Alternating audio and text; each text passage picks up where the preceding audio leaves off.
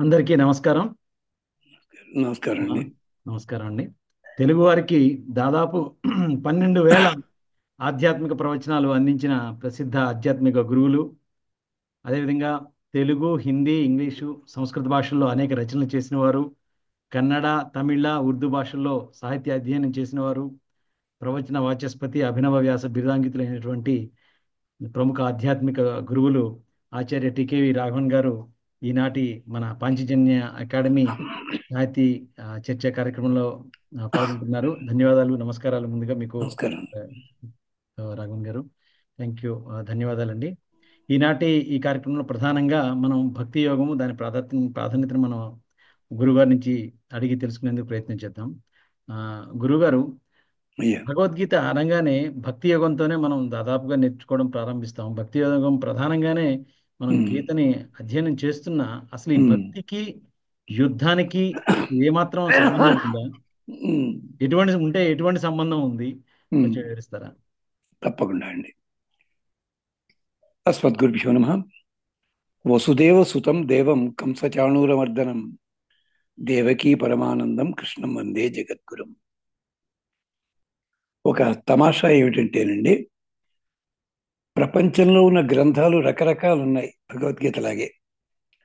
ఆయా సాంప్రదాయ పరులు ఆ గ్రంథాలలో ఉన్న వాటిలో ఉండే తత్వాన్ని తెలుసుకోకుండా బయట వాళ్ళని విమర్శిస్తుంటారు.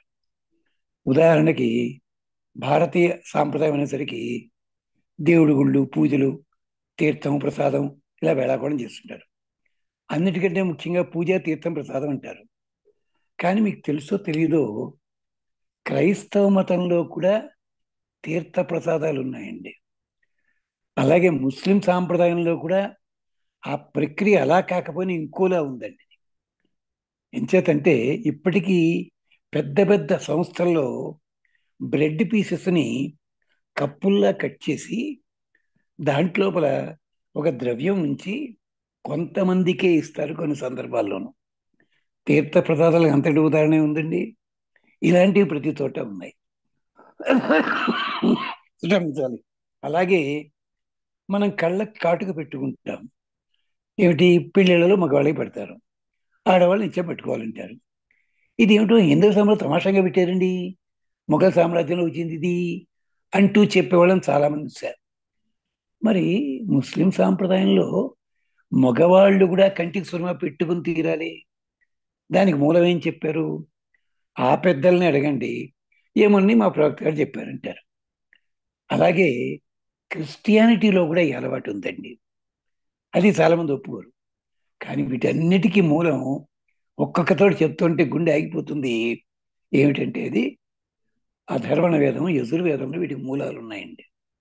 అసలు కంటికి కాటుక పెట్టుకోవడం అన్నది ఎక్కడి నుంచి ప్రారంభమైందంటే ఇంద్రుడు వృత్రాసురుడిని చంపినప్పటి నుంచి ప్రారంభమైంది.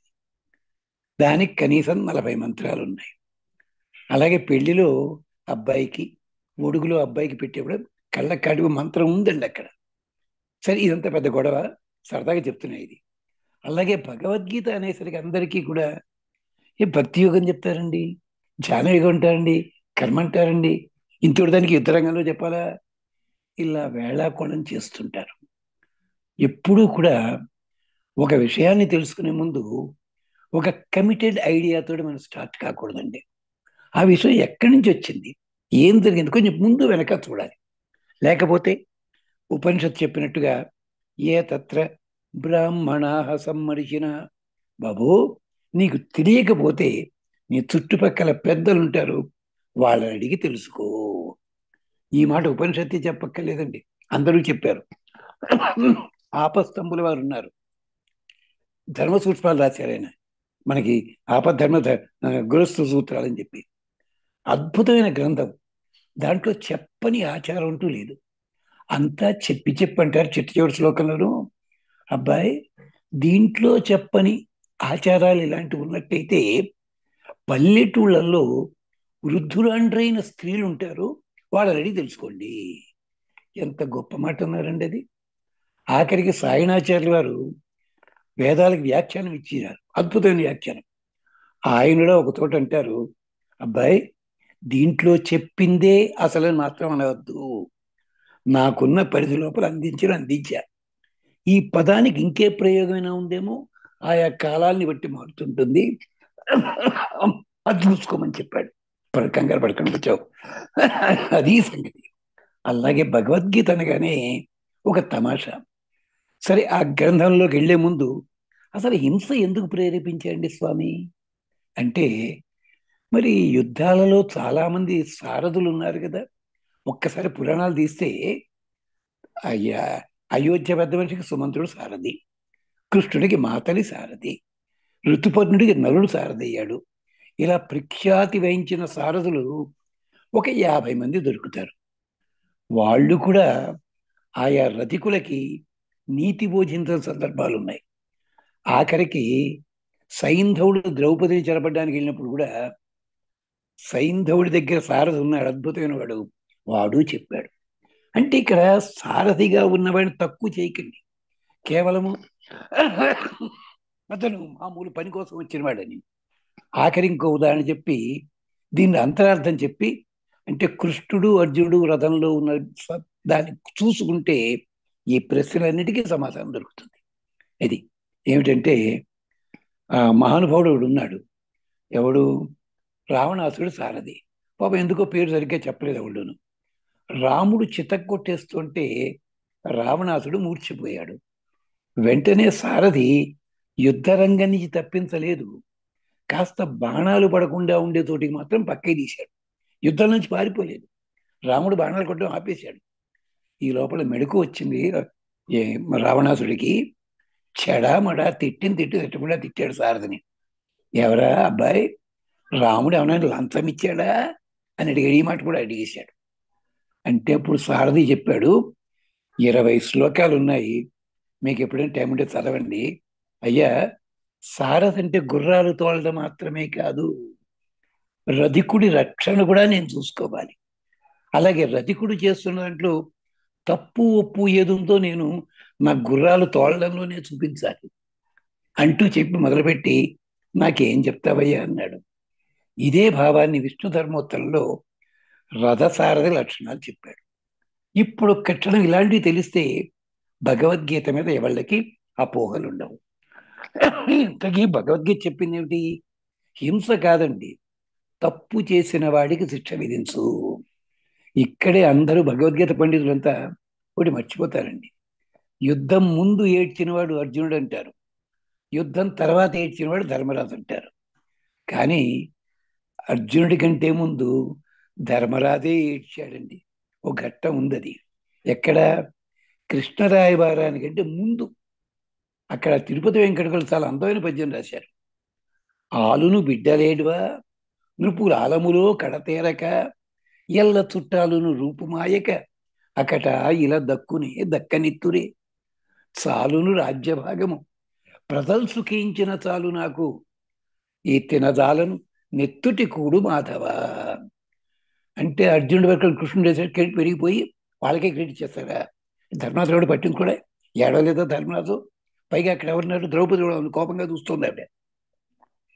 అప్పుడు ఇలాంటివి చాలా ఉన్నాయండి. అప్పుడే ఏడ్చాడు. యుద్ధం ఎంత ఏడ్చాడు, సరే భీష్ముడు ధర్మసూత్రాలు చెప్పాడు. ఎందుకు ఏడ్చాడు అంటే, క్షత్రియులకి నియమం ఏంటంటే, యజన యాజన ఇత్యాది చెప్పినప్పుడు క్షత్రధర్మం ప్రధానం. క్షతి నుంచి కాపాడువాడు. క్షతి అంటే తన క్షతి కాదండి, తన సమాజంలో ఉన్న వాళ్ళ నాశనాన్ని గురించి ఆలోచించాలి, కాపాడాలి. ఓ కుర్రాడు అడిగాడు, స్కూల్ కుర్రాడు, తాతగారండి భగవద్గీత లాంటి జంతువులకు ఉందా అండి అన్నాడు. వాడు ఎందుకు అడిగాడు ఆలోచించారు మీరు? మరి పెద్ద పులు చంపుతుంటాయి, సింహాలు చంపుతుంటాయి, అవి చంపుతుంటాయి, వాడికి ఎవడు చెప్పడండి కాదు. వాటికున్న జ్ఞానం మనకి లేదండి. ఆకలి అయితేనే సింహము వేటాడుతుంది. మీరు ఎప్పుడైనా చూడండి, అదేమిటో టీవీలో వస్తున్న ప్రోగ్రాములు, సింహం వేటాడుతుంటే 50-20 లేళ్లు పరిగెడుతుంటాయి, పక్కనే ఉంటుంది లేడీ, సింహం చంపదు. ఏం చేస్తుందో తెలుసా? తనకు కావలసిన సైజు లేడీ ఎక్కడుంది, జంతువు ఎక్కడుంది, అది చూసుకుని దాని మీద కాన్సన్ట్రేట్ చేసి దాని వెనకాల పరిగెత్తి ఒక్కటే దెబ్బతో చంపుతుంది. చంపి రక్తం తాగేసి మాంసం తినేసి మూతి కడిగేసి వెళ్ళిపోతుంది. మనం అంతా పెద్ద పులి జాతి అండి. అంటే ఎలాగో తెలిసిన ఓ లేడీని చంపుతుంది, సగం తిని వదిలేస్తుంది. మళ్ళీ ఓ చెవుల పిల్లని చంపుతుంది, సగం తిని వదిలేస్తుంది. కనీసం నీళ్ళ చేతులు కడుక్కోదు. అందుకని మనం అంతా టైగర్ జాతి. ఇంకే తెలుసు కానీ చెప్పగల దీని ఉదాహరణ మనం. పొద్దున్నే లేవగానే బెడ్ కాఫీ, అదేమన్నా మళ్ళీ కాఫీ, మళ్ళీ టిఫిన్, హాస్పిటల్ అదే మన ఏంటి ఆఫీస్కి వెళ్ళగానే అక్కడ మళ్ళీ బ్రేక్ఫాస్ట్, అక్కడ ఇడ్లీ తినడం, ఇప్పుడే దోశ వేసాను అంటారు. ఇది మన బతుకు. పెద్ద పులి ఇష్టం. ఎప్పటికీ మీరు ఒక్కసారి జూ పార్క్ వెడితే పెద్ద పులి బోన్లన్నీ కూడా అసహ్యమైన వాసనతో ఉంటాయి. కానీ సింహాలు ఉన్న చోటు చూడండి ఎంత నీట్గా ఉంటుందో. ఒక్క ఎముక ముక్క ఉండదు, ఒక్క మాంసం ఉండదు అక్కడ. వాటికి ఉన్న జ్ఞానం అనుకుందండి. అలాగే ఎందుకంటే ఇది చెప్తుంది నేను చెప్పింది కాదండి, సాక్షాత్తు ఆదిశంకరులు చెప్పారు. ఎక్కడ భగవద్గీత వ్యాఖ్యానానికి ముందు చెప్పారు. ఆ గ్రంథం ఎందుకో ప్రజల్లో రాలేదు. సరే ఉంచండి. అలాగే ఒక గ్రద్ద ఉంది.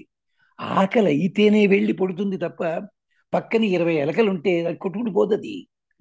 మనమంతా విరాధుడు లాంటి వాళ్ళం. రామాయణ విరాధుడు చూడండి, శుభ్రంగా తినేశాడు.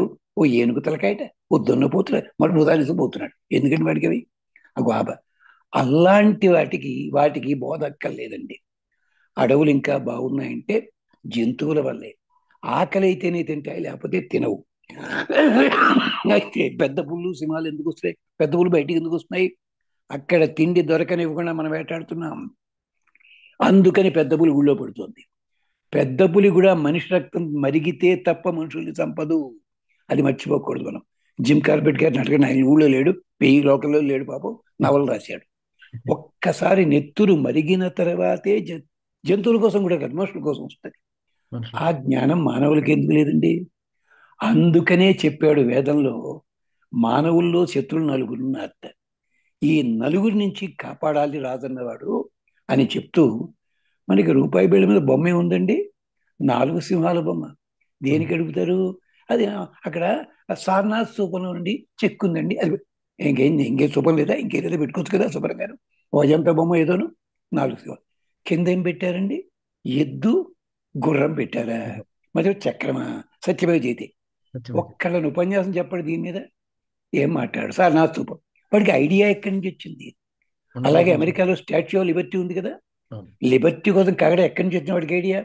మ్యాక్స్ ముల్లర్ శిష్యుడు ఆ శిల్పి గురువు. మ్యాక్స్ ముల్లర్ వేదం రాశాడు, వేదం అనువాదం చేశాడు. దాంట్లో ఉన్న విషయాన్ని ఆయన చెప్తే అది పట్టుకున్నాడు. అది మళ్ళీ పెద్ద కథ, పక్కన ఉంచుతాను దాన్ని. అంచేత జంతువులకు అవసరం లేదండి. అవి ఎలా ఉన్నా ప్రపంచం అది బాగానే ఉంటుంది. ఇదే మాట విదురుడు చెప్పాడు, ఇదే మాట కృష్ణుడు కూడా చెప్పాడు. నాయన, పాండవులు సింహాలు, కౌరవులంతా అటవీ లాంటి వాళ్ళు. అడవి బాగుండాలి అంటే సింహాలు బాగుండాలి. సింహాలకి రక్షణ కలిగితే అటవీ సుక్షేత్రంగా ఉంటుంది, 10 మందికి ఉపయోగిస్తుంది. ఇలాంటి శ్లోకాలు అద్భుతమైన ఉన్నాయి. భగవద్గీతడు ఎందుకు కనెక్ట్ చేయండి వాళ్ళు? సరే, అయితే 4 సింహాలు ఏమిటి? మనని ఇబ్బంది పెట్టేవాళ్ళు 4 రకాల శత్రువులు ఉంటారు. ఒకడు అరాతి, రెండోవాడు ద్వేష్టి, మూడోవాడు దిప్స, 4గోవాడు హంత. ఆ 4 చంపే బాధ్యత అగ్నిదేవుడికి ఉంది. అగ్నిదేవుడికి 4 ముఖాలు. అందుకనే 4 సింహాల బొమ్మ అగ్నిదేవ సూక్తంలో ఒక అగ్ని సూక్తానికి సంబంధం. అంటే అరాతి అంటే అర్థం ఏమిటంటే, మనం ఏదైనా మంచి పని చేస్తే దానికి అడ్డం కూడా ఆపేసేవాడు. అంటే మనం డబ్బులు మన దగ్గర వాడిని ఇబ్బంది పెట్టట్లే, మన దగ్గర డబ్బులు చేస్తున్నాం, ఎందుకు నీకు పని చేస్తే ఇదంతా నీకు పని సరి అండ ఇబ్బంది పెట్టేవాడు. కావాలని ఇబ్బంది పెట్టేవాడు రాబోతాడు. ఇక వీడేమిటి, మనం చేస్తున్న మంచి పనులకి అడ్డం పడేవాడు. అంటే వాడికి కానీ పేరు వస్తున్న దుఃఖం కూడా కాదండి అది. లేదు, ఎలా కూడా పదే అభ్యంత ఎందుకు అడిగింది అయితే అది అరాతి. ఇక రెండో ఉన్నాడే ద్వేష్టి. ద్వేష్టి మీరు అన్నది ఏమిటి? వాడి మీద పనిగట్టుకు కక్ష పెంచుకుంటాడు. కీర్తి వచ్చేస్తుంది వాడికి, చాలా గొప్పవాడైపోతున్నాడే. ఆ బాధ కొద్ది పనిగట్టుకు ద్వేషిస్తాడు వాడు. దిశ అంటే అసహించుకునుట, చెడు మాటలు మాట్లాడుట. దుర్యోధనుడికి మహేసభలో అవమానం ఎందుకు జరిగిందో తెలుసా అండి? నీళ్లలో పడిపోతే జరగలేదండి. మరి అంతమంది చూశారు కదా మహేసభ, ఎవడు ఎందుకు పడలేదు అలాగే? ఎప్పుడైనా ఆలోచించారు అది? ఒక్క దుర్యోధనుడే పడ్డాడు అక్కడ. మిగిలినంతా శుభ్రంగా చూసి వచ్చి ఆనందపడిపోయి వచ్చి. భారతంలో ఉంది సభాపర్వంలో. ఎక్కడుంది తేడా? నాటకంలో డైలాగ్ ఉంది. ఆ రచయిత మహానుభావుడు ధర్మముల వారు ఆయన పెట్టాడు. ఏమి ఈ సభా నిర్మాణ మర్మము, కుర్రాసునే నా హృదయముని ఆకర్షిస్తున్నది అంటే వాడికి కలిగింది అసూయ కలిగింది. అసూయ. అసూయతో లోపల అడుగు పెట్టగానే మయసభ మాయసభలాగే కనిపిస్తుంది, ఉన్నది ఉంటే కనిపించదు. ఎంచేత మయసభ లోపల కాపలాకి 2000 మంది యక్షులు అదృశ్య రూపంలో ఉంటారు. ఎవడైతే మర్యాదగా జాగ్రత్తగా చూడడం లోపలికి వస్తాడో వాడికి ఏ వస్తువు ఎక్కడుందో యథార్థంగా కనిపిస్తుంది. ఎవడైతే అహంకారంతో సీతూ వచ్చాడో వాడు నాశనం. అది దుర్యోధనుడికి జరిగింది. అందుకని దుర్యోధనుడికి అసూయ ఎక్కడ వీడెవడో ద్వేష్టి. అంతేకాదు, ద్వేష్టి అని ఇంకో ఉదాహరణ చెప్పాలి మీకు. దుర్యోధనుడు రాజసూయ అయిపోయింది, ఇంటికి వచ్చాట. వచ్చి తలకి అమృతాన్ని రాసుని కట్టు పడుకున్నట్ట. ఏమిటి అబ్బాయి అంటే ట్రావెలింగ్ అంటే కాదన్నాడు. వాడెవడు ధర్మరాజు దగ్గర రాయసూర్య దగ్గర ఎవడు గంటలు కొట్టేవాడు ఉన్నాడు. చచ్చిపోయిన 15 రోజులు గంట కొడుతూనే ఉన్నాడు. వాడు నా పక్కనే ఉందన్నాడు. ఏమిటది? 1,00,000 మందికి భోజనం కాగానే 1,00,000 మందికి భోజనం అయ్యిందని చెప్పడానికి గంట కొట్టాలి వాడు అక్కడ యజ్ఞంలోను. అంటే వాడు వారం రోజుల పాటు ఆగకుండా గంటలు కొట్టి అంటే ఎన్ని లక్షల మంది తింటారో ఆలోచించండి. అది కూడా వాడికి అసూయ. అంతమంది వచ్చారు. అది ద్వేష్టి వాళ్ళ లక్షణం. అదే. ఇక మూడో వాడు ఎవడు అంటే దిప్స. దిప్స అంటే పనిగట్టుకు చంపాలని చూసేవాడు. ఎప్పుడు అవకాశం దొరికితే అప్పుడు చంపాలని చూసేవాడు. వాడు దిప్స. నేను మళ్ళీ వాళ్ళకి చెప్పక్కలాది. నాలుగో వాడు హంత. చంపాలని చూడటమే కాదు, దొరికితే చంపేద్దామని చూస్తాడు వాడు. వాడు హంత. ఈ 4 శత్రులు మన లోపల కూడా ఉంటాయండి. 4 గుణాలు. వీటిని తొలగించడం కోసం తప్పనిసరిగా అగ్ని ఆరాధన చెయ్యాలి. అదిగో భగవద్గీతలో ఈ 4 రకాల వాళ్ళని వధించడానికే గీతోపదేశం పేరుతో ఆయన అంత చేశాడు అక్కడ. ఇది విశేషం అక్కడ. మరి దానికి ఏం కావాలండి? ఎందుకు చంపిన ప్రయోజనం ఏమిటి అంటే, మొదటిది నీలో ఉన్న శక్తి యుక్తులను ఎంతవరకు వాడాలో అంతవరకు వాడు. ఏమిటది? అదే గుర్రానికి సంకేతం. హార్స్ పవర్ అని ఊరికనే పెట్టలేదండి అది. ఎనర్జీకి. గుర్రము నిలబడ్డప్పుడు మీరు చూశారో లేదో ఎప్పుడైనా చూడండి, 3 కాళ్ళ మీదే నిలబడుతుంది. 4వ కాళ్ళు నేలను తాకనివ్వకుండా ఇలా కొంచెం పైకి ఎట్టుకుంటుంది. నిలబడ్డప్పుడు ఎన్ని గంటలు నిలబడినివ్వండి, అది ఏదో ఒక కాలు పైకి ఉంటుంది. అంటే నీలో ఉన్న శక్తి 4 భాగాలైతే ప్రదర్శించాల్సింది 3 భాగాలు మాత్రమే. అది నడిచేటప్పుడు 2 కాళ్ళతోటి నడుస్తుంది. 2 కాళ్ళు నేల మీద, 2 కాళ్ళు గాలిలోనూ ఉంటాయి. మనం నడిచేప్పుడు 2 కాళ్ళ మీద మనం నడవలేం, ఓ కాళ్ళతోటి నడుస్తాం. ఇంకా 2 కాళ్ళు ఎత్తామంటే వాకింగ్ అండ్ లీపింగ్ అంటారు. అదనమాట సంగతి. అంచేత గుర్రం నడిచేటప్పుడు 2 కాళ్ళు, నిలబడేటప్పుడు 3 కాళ్ళు, కుమ్మేటప్పుడు వెనక కాళ్ళ మీద నిలబడి ముందు కాళ్ళతో కుమ్ముతుంది. మీరేమన్నా రేస్ కోర్సులో పనిచేశారా అని అడగండి. ఇది కూడా వేదంలో చెప్పారు. చిన్నప్పుడు గుర్రాలు చూసేవాళ్ళం మేము. అది సంగతి. పరిగెత్తేటప్పుడు మాత్రము 4 కాళ్లతోటి పరిగెడుతుంది. అంతేకాదు, శత్రువు ఎంత దూరంలో ఉన్నాడో రధికుడి కంటే కూడా ముందు గుర్రానికి వాసన తెలుస్తుంది. గుర్రం కథలు మనం చాలాసార్లు చిన్నప్పుడు బాలమిత్రులు చదువుకున్నాం.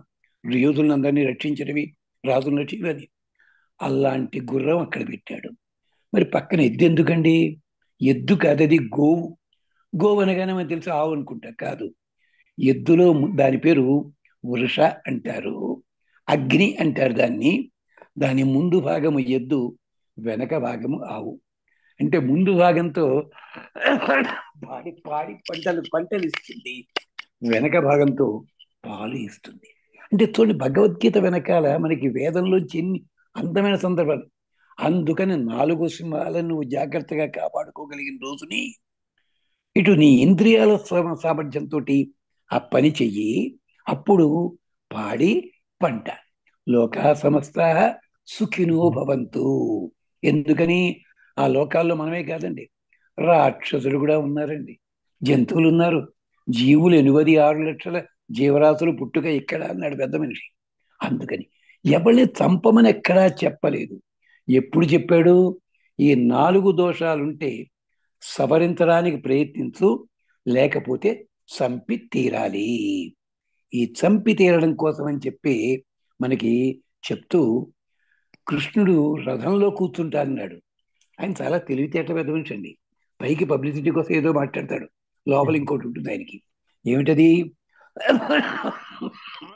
అక్కడికి పాపం పబ్లిసిటీ అక్కర్లేకుండా ఓపెన్ గా చెప్పేస్తుంటాడు. నాకే దండం పెట్టు, నేనే గొప్ప అని అంటున్నాడు భగవద్గీతలోను. మా జాజి మా నమస్కారం అంటే ఎవడు దండం పెట్టట్లేదు బాబు కృష్ణుడికి, వచ్చిన గొడవది. అందుకని శరీరం దండం పెడతాడు అని చెప్పి. అది కాదు, తన పరమాత్మ తత్వం ఏమిటో చెప్పడానికి ఇంతకంటే తేలిక మార్గం లేదు. రాముడు ఎక్కడా కూడా నాకు దండం పెట్టమని చెప్పలే, పరిపూర్ణ మానవుడు కనుక. కృష్ణుడేమిటి? ప్రతి చోటని కాపాడడానికే వచ్చాను రా బాబు. ఆ ధర్మస్థాపన పిల్ల ఆ పిల్ల ఎవరో కృష్ణుడి కంటే ముందు పుట్టింది మధురానగర్లో, లటక్కని పైకి వెళ్ళిపోయింది. బ్రహ్మదేవుడు పిలిచి పిచ్చ చివాటు పెట్టాడు. బుద్ధి ఉందా? కృష్ణుడు రాబోతుండే కూర్చోను. అలాగే అండి, అయితే కృష్ణుడి కోసం నేను ఎడతానండి. అతను నాకు ఎప్పుడు నాకు దగ్గర ఉండాలి, నా వాడే కాదు. నీ ఇల్లు బంగారం కానీ ఇప్పటికే చాలా మంది పెండింగ్ ఫైల్స్ ఉన్నాయి, గోపికలంతా ఉన్నవి, నాకు అది తెలియదు, నేను దగ్గర ఉండాలి. అయితే వీళ్ళు రోహిణికి పుట్టన్నాడు. అందుకనే ఆ పిల్ల సుభద్రగా మారింది. అందుకనే కృష్ణుడికి పిచ్చి సుభద్ర అంటేను. చెల్లెలు వరస చెల్లెలు. ఎందుకని? ఆవిడ కోరుకున్న కోరికది. హరివంశంలో ఆవిడ పేరు చిత్ర అనే గంధర్వకాంత. అంటే సుభద్ర ప్రాణనాథాయ అంటే సుభద్రకి మొగుడని కాదండి అర్థం అక్కడ. సుభద్ర ప్రాణం అర్జునుడు, అర్జునుడి నాథుడు ఈయన కృష్ణ పరమాత్మ. ఇంత అర్థం ఉంది. శ్లోకాలు మనకు నోటికి వచ్చి చెప్పడం అలవాటు అయిపోయింది అనుకోండి. అందుకని కృష్ణ పరమాత్మ, నేను నీ రథంలో కూర్చోలే, ఊరికనే కూర్చోలేదురా, నేను ఎవరినో తెలుసా నీకు? ఓసారి యజుర్వేదం తిరిగి ఫ్లాష్ బ్యాక్ లోను నేను ఎవడో తెలుస్తుంది. ఎందుకని? ఇంద్ర జైత్రం రథం ఆతిష్ట. ఓ ఇంద్రుడా, జయించేందుకు వీలుగా రథంలో కూర్చో. నువ్వు రథికుడిగా ఉంటావో సారథిగా ఉంటావో నీ ఇష్టం, అది నీ ఇష్టం, ఉండాలి. ఎందుకంటే లోకంలో శత్రువులు పెరిగిపోతే ఆ శత్రువుని వధించి తీరి సకల జనులని రక్షించాలి. అడవుల్లో ఎలాగైతే ఆకలి అయితే తింటుంది జంతువు, దానికంటే హీనమైపోయాడు వీడు, ఆకలి లేకపోయినా తింటున్నాడే. అలాగే ఎవడికో ఏనుగు ఉందండి, ఏనుగు మీద ద్వేషం పెంచుకున్నా ఏ సింహాలైనా వెళ్ళి పనిగట్టుని, లేదే నాకంటే ఒళ్ళు ఇంత పెద్దది ఉంది అనుకోలేదే, పోనీ ఏనుగైనా వచ్చే తొక్కేస్తున్నా ఎవరైనా అన్నట్టు. ఏనుగండి మీకు తెలుసో తెలీదో, ఏనుగు నడక లోపల చాలా గొప్ప అందం ఉందండి. మా త్యాగరాజస్వామి సామాజ వర్గమన అన్నారు. దానికి అందరూ ఏం చెప్తారు? ఏనుగు నడక అని చెప్పి. పాపం టీకే రాసిన అమాయకుడు ఉన్నాడు, వాడు ఒకసారి దీని మీద వ్యాసం రాశాడు. ఇప్పుడు అప్పట్లో హైదరాబాద్ ఖర్చులు ఉండేవి 86 ప్రాంతాల్లో. ఇంట్లో కూర్చుని 250 పేజీలు వచ్చింది అది. సామజ వరగమన అంటే కేవలం ఇదే కాదండి, సామజ వరగమన, ఏనుగు వంటి శ్రేష్టమైన ప్రవర్తన కలిగిన వాడు. ఏనుగు ఎప్పుడు తొక్కేస్తున్నా ఎప్పుడు మీద తెలియదు దానికి, దానికే తెలియదు, గాంభీర్యం అంటారు. అందుకనే మహర్షులు వీళ్ళంతా రాజులు పోయేటప్పుడు ఏనుగు లాంటి నడక కలిగిన వాడివి, సింహం లాంటి నడక కలిగిన వాడివి, పెద్ద పుల్లాంటి నడక అంటారు వాడు. ఎందుకు పూలి ఊరికేనైనా? గాంభీర్యానికి సంకేతం.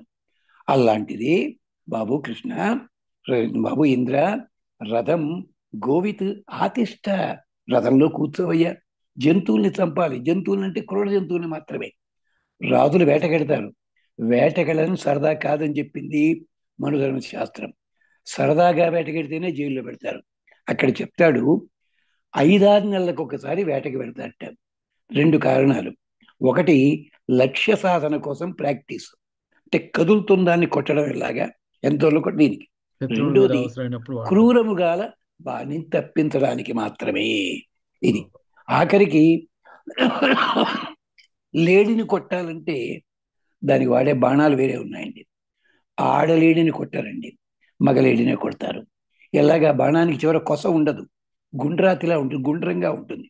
ఆ కొట్టేది ఏం చేస్తారు? ముందు కాలికి తగిలేలా కొట్టి అది బోర్లా పడుతుంది. బోర్లా పడగానే మన మోడర్న్ మ్యూజిక్ ఉంది పడబడబడ అలాంటి మ్యూజిక్ వినిపిస్తారు, దాని గుండె ఆగిపోతుంది. అది సంగీతంతోటే దాన్ని చంపాలి తప్ప క్రూరంగా చంపకూడదు నియమం. శంకరాచార్య చెప్తారు, సంగీతానికి అతిపడే లేడి ప్రాణం వదిలిపెడుతుంది, ఓ శ్లోకంలో ఉందని. ధ్వనికి ఇప్పటికీ డెన్మార్క్ లాంటి దేశాల్లో జంతువుల్ని చంపేటప్పుడు వాళ్ళ టెక్నిక్ ఏదే ఉంటుంది, దాన్ని అది ఫ్రీజింగ్ మెథడాలజీ అంటారు. దాన్ని పట్టుకుని అంటే బాణం వేస్తే దానికి విషం పడదు, దానివల్ల అది ఫ్రీజ్ అవుతుంది, అది నిలబడిపోతుంది, అప్పుడు దీన్ని చంపుతాడు. ఇది ఇదే ముస్లిం సాంప్రదాయంలో వేరే ఉన్నట్టుంది కదండి పాపం. అది దాని రక్తం కాలుతుంటే చేయకూడదు, చంపడం కాదు అలాగా అంటారు. ఎక్కడి నుంచో వచ్చింది అది. అలాగే జంతువుల్ని చంపడానికి కూడా నియమాలు చూపించారు వాళ్ళు. అంచేత కృష్ణ నువ్వు రథం ఎక్కు. ఈ జంతువులను ఎలాగైతే చంపుతున్నావో రక్షణ కోసం, లోకా సమస్త సుఖినో భవంతు గో బ్రాహ్మణేభ్య అంటే వీళ్ళతో తప్ప మిగిలిన బతకక్కలేదండి అన్నాడు. గో శబ్దంలో అర్థం ఆవులనే కాదండి. ఆవు అంటే భూమండలం అని అర్థం. గోవుది అన్ని ఇస్తోంది. ఈ గో బ్రాహ్మణేభ్య, బ్రాహ్మణ శబ్దం అంటే అంటే మనం అనుకున్నట్టుగా కాదండి, క్షమించాలి. విషయం మీద గౌరవం కొద్దీ ఉండబట్టలేక మాట్లాడుతున్నాను. అది లేకపోతే రసి తీసుకొస్తే తీసుకుంటే 2 రోజులు తగ్గిపోతాయి. తప్పదు, మాట్లాడండి. బ్రాహ్మణ శబ్దానికి అర్థం ఏంటంటే బ్రహ్మ చేత సృజించబడిన వాళ్ళు, బ్రహ్మ శబ్దము పలుకువారు అని అర్థం. బ్రహ్మ శబ్దానికి యజ్ఞం అని ఉంది. బ్రాహ్మణ అంటే యజ్ఞాదులు చేసేవారు అని చెప్పి, ఇలాంటి వాళ్ళంతా బాగుండాలి అని చెప్పి లోకా అంటూ వాళ్ళు రాజులంతా జాగ్రత్తగా పరిపాలించాలి ఇంత చెప్పారు వాళ్ళు. అదనమాట.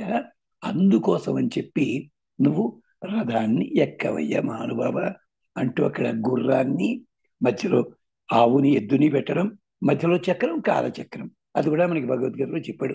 కాలం ఎలా ఉందో కాలోహి లోకస్య, నేనేరే బాబు కాలం అంటే అన్నాడు. ఇదంతా చెప్పుకున్నాడు. కృష్ణుడు చెప్పిన దాంట్లో కొన్ని కాంట్రవర్సీలు ఉన్నాయండి. ఏమిటో తెలుసిన, నేను నాకు చైత్రం అన్నది నాకు చాలా ఇష్టమయ్యా అన్నాడు. కుసుమాకర అన్నాడు బాబు. మరి మార్గశిర మాసం ఆయన హృదయం అంటే మరి ఏది కరెక్ట్గా ఉండదు మనం అది ఆలోచించుకో. అంటే ఏమి లేదు, ఋతువునాం కుసుమాకర, ఋతువులలో విభూతి నేను యోగంలో అంటారు. కుసుమకరనే. కానీ విభూతి యోగం. మార్గశిరం అంటే అర్థం ఏంటి? మార్గశిరం మార్గములలోకెల్లా శ్రేష్టమైన మార్గము భక్తి మార్గం అని చెప్పడానికి ఆ మాట చెప్పాడు పెద్ద మనిషి. అది అలాంటిది. ఇన్ని రహస్యాలు ఉంటాయి ఇక్కడ.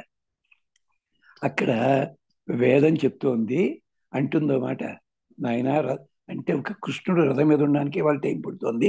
దాని గురించి చెప్పుకుందామా, తప్పదు. ఇంకెవరు చెప్పేవాళ్ళు లేరు ఇలాంటివి. బల విజ్ఞాయ స్థవిర ప్రవీర సహస్వాన్ వాజీ సహమాన ఉగ్ర అభివీర అభిసత్వ సహోజ జైత్రం ఇంద్ర రథమాతిష్ట గోవిత్. అన్నీ తెలుసున్నవాడివి. ఈ లక్షణాలన్నీ అర్జునుడికి ఉన్నాయి, కృష్ణుడికి ఉన్నాయి. ఎంచేత ఇంద్రాంశ కదా అర్జునుడు. ఇంద్ర ఆతిష్ట, ఇంద్ర రథం ఎక్కువయ్యా. ఇంద్రుడి కూడా అంతర్యామిగా ఉన్నవాడెవరు? పరమాత్మ. అందుకని ఇద్దరికీ వర్తిస్తుంది. అంచేత మీరిద్దరూ రథం ఎక్కారంటే అర్థము కేవలం ఎవరినో ఒకళ్ళని తమ్ముడు 10 తమ్ముడానికి కాదయ్యా. ఇంత ఇంద్రుడు కూడా మాతల్లిని పంపించడానికి కారణం, ఎంతసేపటికి రావణాసుడు పోవటం లేదు. 18 రోజులు యుద్ధమైంది, ఇంకా రావణాసుడు పోవటంలే. ఇంద్రుడికి టెన్షన్ పట్టుకుంది పాపం. ఏమిట్రా గోళం, అప్పుడు రథం పంపించాడు పెద్ద మనిషి. అది పంపించిన 2వ రోజే రావణాసుడు జరిగింది. అది వేరే సంగతి. అలాగా అంటే ఎందుకు అయ్యా, పేరు భగవద్గీత అనే పేరుతోటి మీరు అడిగారు. దాన్ని నేను ఏం చేస్తున్నానంటే మిగిలిన చోట్ల దొరకని విశేషాలు దీంతో కనెక్ట్ అయినవి అందించే ప్రయత్నం తప్ప పాండిత్య ప్రదర్శన కోసం మాత్రం కాదని జ్ఞాపకం చేస్తున్నాను సవిధంగా. అంటే ఇంద్ర, జయశీలమైన రథాన్ని అధిరోహించవయ్యా. బల విజ్ఞాయ, బలాబలాలు బాగా తెలుసున్నవాడివి. ఈ ఒక్కొక్క పదానికి కూడా కౌరవులకి పాండవులకి ఇద్దరికి వర్తిస్తుంది. రెండోది చాలా స్థవిర, పురాతనుడివి. అదే చెప్పాడు, నాయన నువ్వు ఎప్పుడు పుట్టావు, నేను పుట్టాను, ఎప్పుడు చదువున్నావు, పురాతన. సహస్వాన్ అంటే అర్థము చాలా బలం కలిగిన వాడివి. నీలో బలం ఉంది, మర్చిపోయావు నువ్వు అంతే. అక్కడ కూడా బలం ఉంది, మర్చిపోతున్నావు. ఉత్తర కుమారుడు కూడా నిజమైన బలవంతుడే. మనం రేలంగి చూసి ఆయన అనుకుంటాం, పాపం కాదు.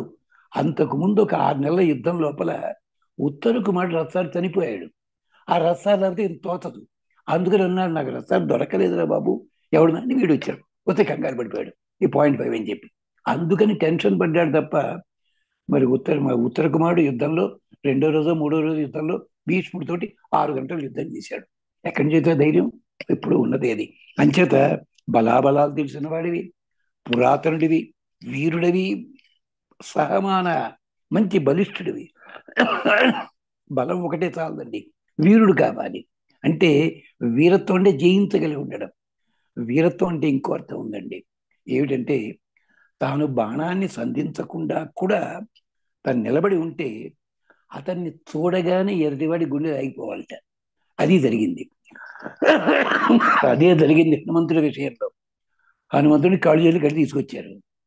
రావణాసుడు ఏం చేశాడు అంతవరకును చూసినవాడు, కిమేష భగవాన్ నంది సాక్షాత్ ఇహాగత, ఏమిటి మహానుభావుడు, ఈ మహానుభావుడు భగవంతుడు నందీశ్వరుడా ఏమిటి గొప్పది.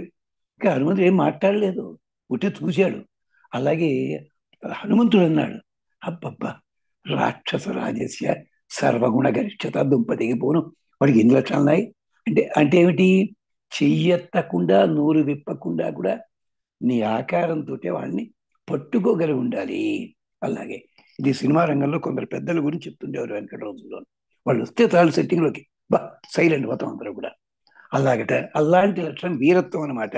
అందుకని ఉగ్రహ వాజీ సహమాన అభివీర, అంతేకాదు అభిసత్వ సహోజ, ఎలాంటి వాడినైనా కానీ జయించగలిగిన వాడివి. సహోజ, సహోజ అంటే ఓజస్ అంటే మనం అనుకుంటాం రుజుబుద్ధి అనుకుంటాం. రుజుబుద్ధి అనే కానీ ఓజస్ అంటే అన్నం అని అర్థం ఉంది. సహోజ అంటే అందరికీ తిండిని కలిగించగలిగిన వాడివి. తిండి ఒకటే సరిపోతుందా, గ్రాసం వాసం వసనం రోటీ కపడా మకాన్ మూడు ఇవ్వగలిగిన వాడివి, అది చెప్పడం అనమాట. అందుకని అలాంటి వాడి అభిసత్వ సహోజ ఇలాంటి 11 గుణాలను సూటిగా చెప్పి 12వ గుణం ఏమిటంటే అందరిలోనూ ఏదో రూపంలో అంతర్యామిగా ఉంటావు నువ్వు, రక్షణ కలిగించవయ్యా. అలాంటి వాడే రధికుడు, అలాంటి వాడే సారథి కావాలి. అంచేత అలాంటి వాడు ఏం చేయాల్సి ఉంటుంది, యుద్ధానికి కొన్ని లక్షణాలు కావాలి. అదే భగవద్గీత మొత్తంలో చెప్పాడు. మొదటిది ఏమిటి, బల విజ్ఞాయ అన్నది.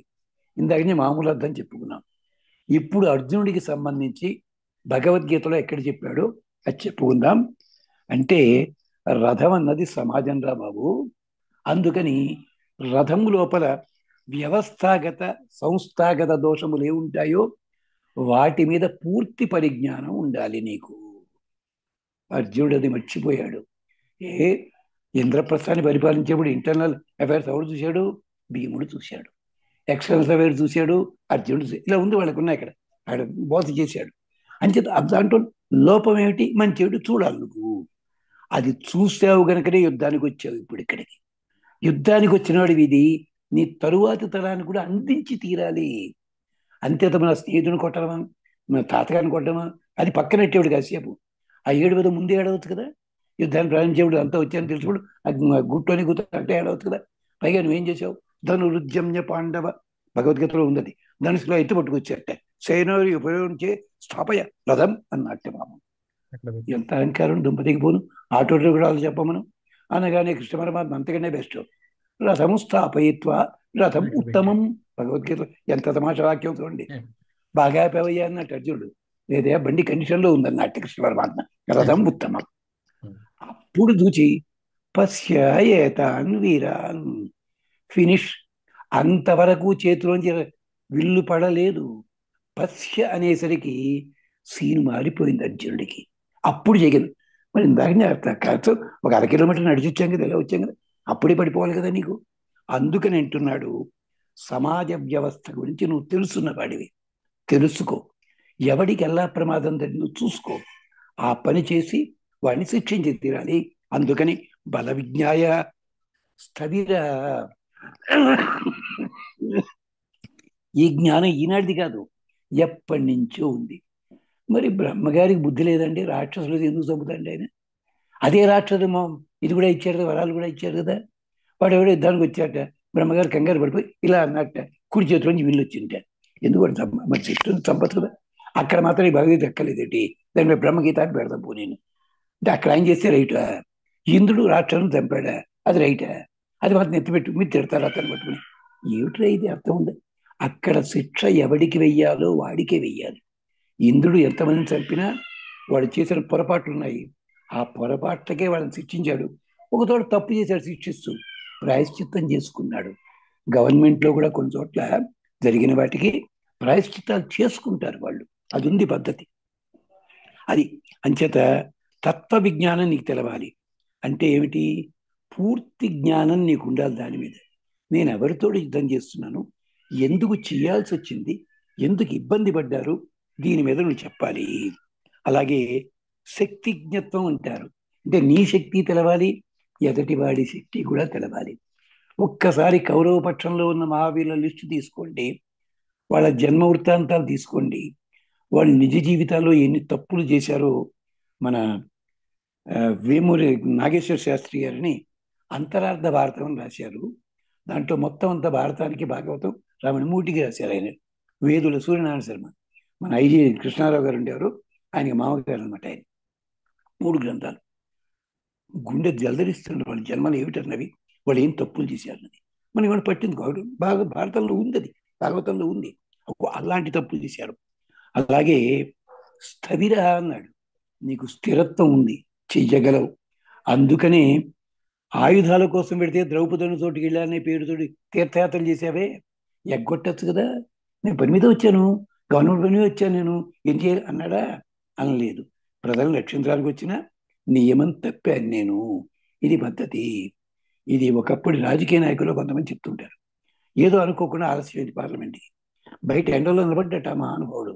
అంటే నేను వాడి కోసమే ఆలస్యమైంది నిజమే, అలాగే మేము పర్మిషన్ తీసుకోను, నిలబడతాను, పనిష్మెంట్ అది. అలాగే అంచేత స్థవిర, అవసరాన్ని బట్టి నీ బలాన్ని మార్పులు చేర్పులు కూర్పులతో సవరించుకో, దానికి తగ్గట్టుగా. అలాగే ప్రవీర, ఇందాక చెప్పుకున్నాం, జ్ఞానం కలిగి ఉండాలి కాదు, వ్యవస్థకి సంబంధించిన కూలంకషమైన జ్ఞానాన్ని పొందు, ప్రతి సన్నివేశానికి కూడా పొందాలి. దానికి ఒక తమాషా ఉదాహరణ చెప్తాను నేను.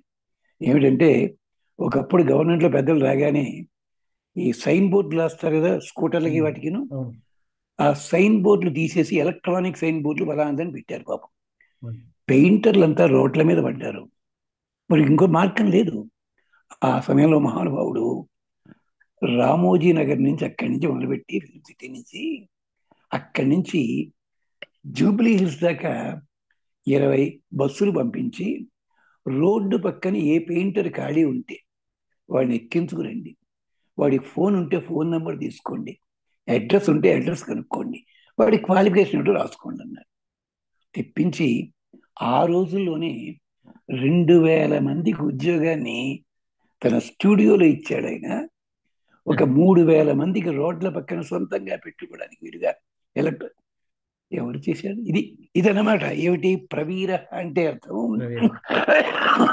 వీరత్వాన్ని కాదు, నీకున్న పరిధి లోపల 10 మందికి క్షేమం కలిగించే పని చేయాలి. అర్జున, నువ్వు యుద్ధం చేస్తే అదే చేయబోతున్నావు. ఇక్కడ ఎంతో మంది రాజుల వ్యవస్థ లేదక్కడ, పేరుకి రాజులుగా ఉన్నారు. వాళ్ళంతా జరాసంధులు లాంటి వాళ్ళ చేతుల్లో పడి నలుగుతున్నారు. అలాగే దుర్యోధన వెనకాల పడి ఉన్న వాళ్ళ చేతుల్లో నలుగుతున్నారు. వాళ్ళకి స్వతంత్రం కావాలయ్యా, అందుకని ప్రవీర. తర్వాత అర్ధ విజ్ఞానం. అర్ధ విజ్ఞానం అంటే వాళ్ళకి కావాల్సిన సొమ్ములు ఎలా వస్తాయో అది కూడా దుర్యోధనుడు దోచిన సందర్భాలు ఉన్నాయి, వేరే వాళ్ళు దోచిన సందర్భాలు ఉన్నాయి, సైంధవుడు దోచిన సందర్భాలు ఉన్నాయి. అయ్యా, నేను భారతం మొత్తం చెప్తున్నా అనిపిస్తుంది నాకు. లేదండి, దీని వెనకాల ఇంత గొడవ ఉంది. కేవలం అర్జునుడు కూర్చోబెట్టి 700 శ్లోకాలు చెప్పి మొత్తం లేపేశాడు జనాలందరూ కాదు.